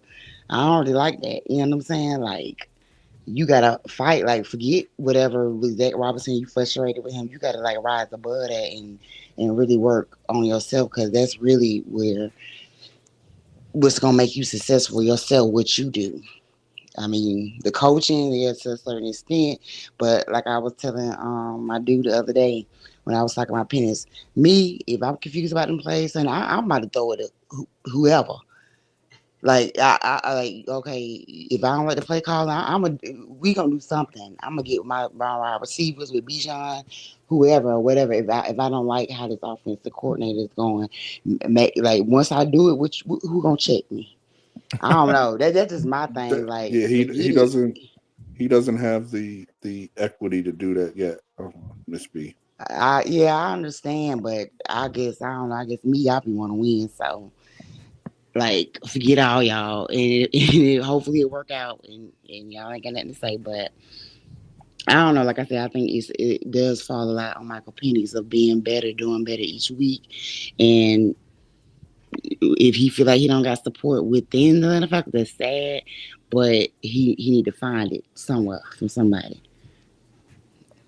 Well said. All right, y'all. So I guess we'll go ahead and we'll do our final words, man. I guess we got the toilet bowl like it used to be back in the days next week. You got New Orleans versus Atlanta in New Orleans. It looks like that's a 425 game too. So I don't know. They may flex us back to 1 o'clock. But any last thoughts on tonight's or today's game, or how we looking going into Sunday's game? You know, we'll go around the horn here, and we'll start with you, Coach. Uh, I always say the Falcons could lose every.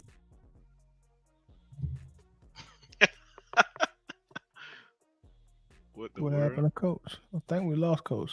All right, go ahead, Slam. He'll probably pop back in, but I think he popped out.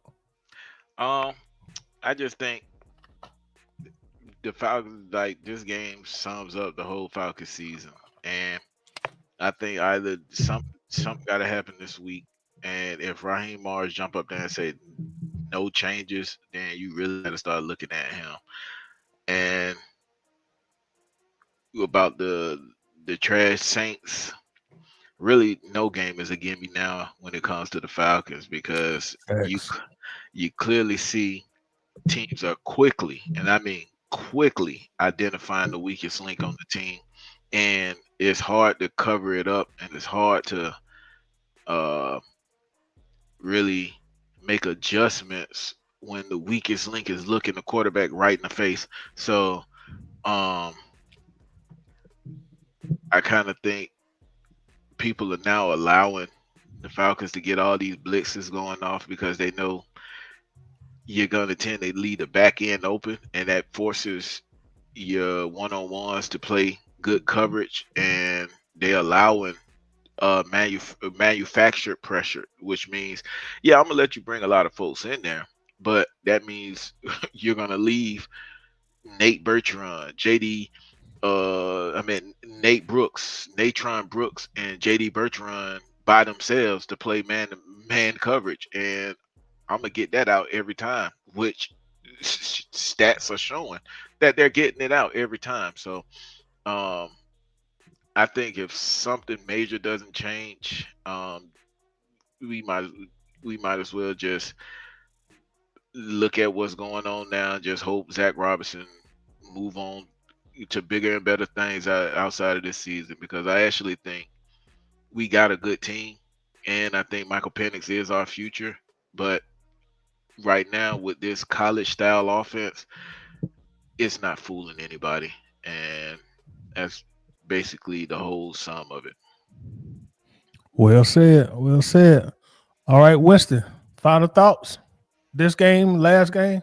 I mean, this game, next week's game. Excuse me.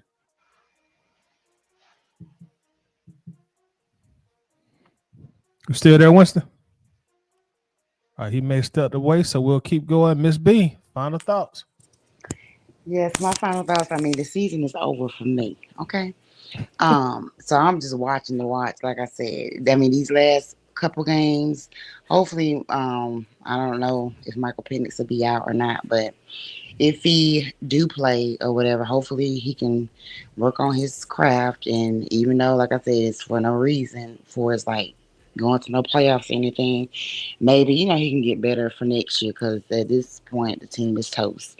Um, if the Saints game, like Slim was saying, at this point, like we you don't know what you're gonna get on each game. X. Like if it's gonna go to overtime, you're gonna lose in overtime, wasting my time, having my blood pressure up. So yeah, I just don't expect really anything with the Saints game. Of course, we want to beat them because at the end of the day, they are our biggest rivalry. But I don't really expect much because Well, I thought the Panthers game today we was gonna pull a victory with that, and we didn't let the Panthers sweep us. So I guess why not let the New Orleans do the same thing? I don't know. But and I mean I don't know. For me, I'm just kind of like looking forward to next year. I don't know what's gonna happen with the coaches and stuff like that. I just hope that Michael Penix do get better because like I don't want to start over. With drafting or going through no quarterback carousel. That's why I miss Matt Ryan so much. Like people who dogged him out, shame on you because you see what we dealing with. So hopefully Michael Penix, work on everything and he be that dude. But for next game, it is what it is. We'll see. Well said, Miss B. You make a great point. We gave Matt Hill when he was here, but in his prime Right. years, at least we would win and go to the playoffs. Okay. Facts. At least at the game, at the end of the game, like you had a feel like you had a good chance And, that you was gonna win. Like if you went to overtime, or even if you was behind, like the last drive, he gonna do it. and you ain't Now, never on a winning season. right Right. now, it's up in the air. Yeah. Very well said. And I appreciate you coming up, Miss All B. right, thank you for having me. Y'all have a good night. You too. All right, y'all boy, be safe. All right, Slam. All right, James, my brother, take us home. You there, James? All right. I think we lost James, so I'll go ahead and close it out. Man, I want to thank everybody that came up on the panel today. I appreciate everybody coming in. Of course, everybody that's in the chat. Thank y'all as usual. May try to come on tomorrow sometime and do a film session. Hopefully I'll be able to come on. If so, I'll put something up on the channel. But until then, man, appreciate everybody. Y'all be easy. Peace.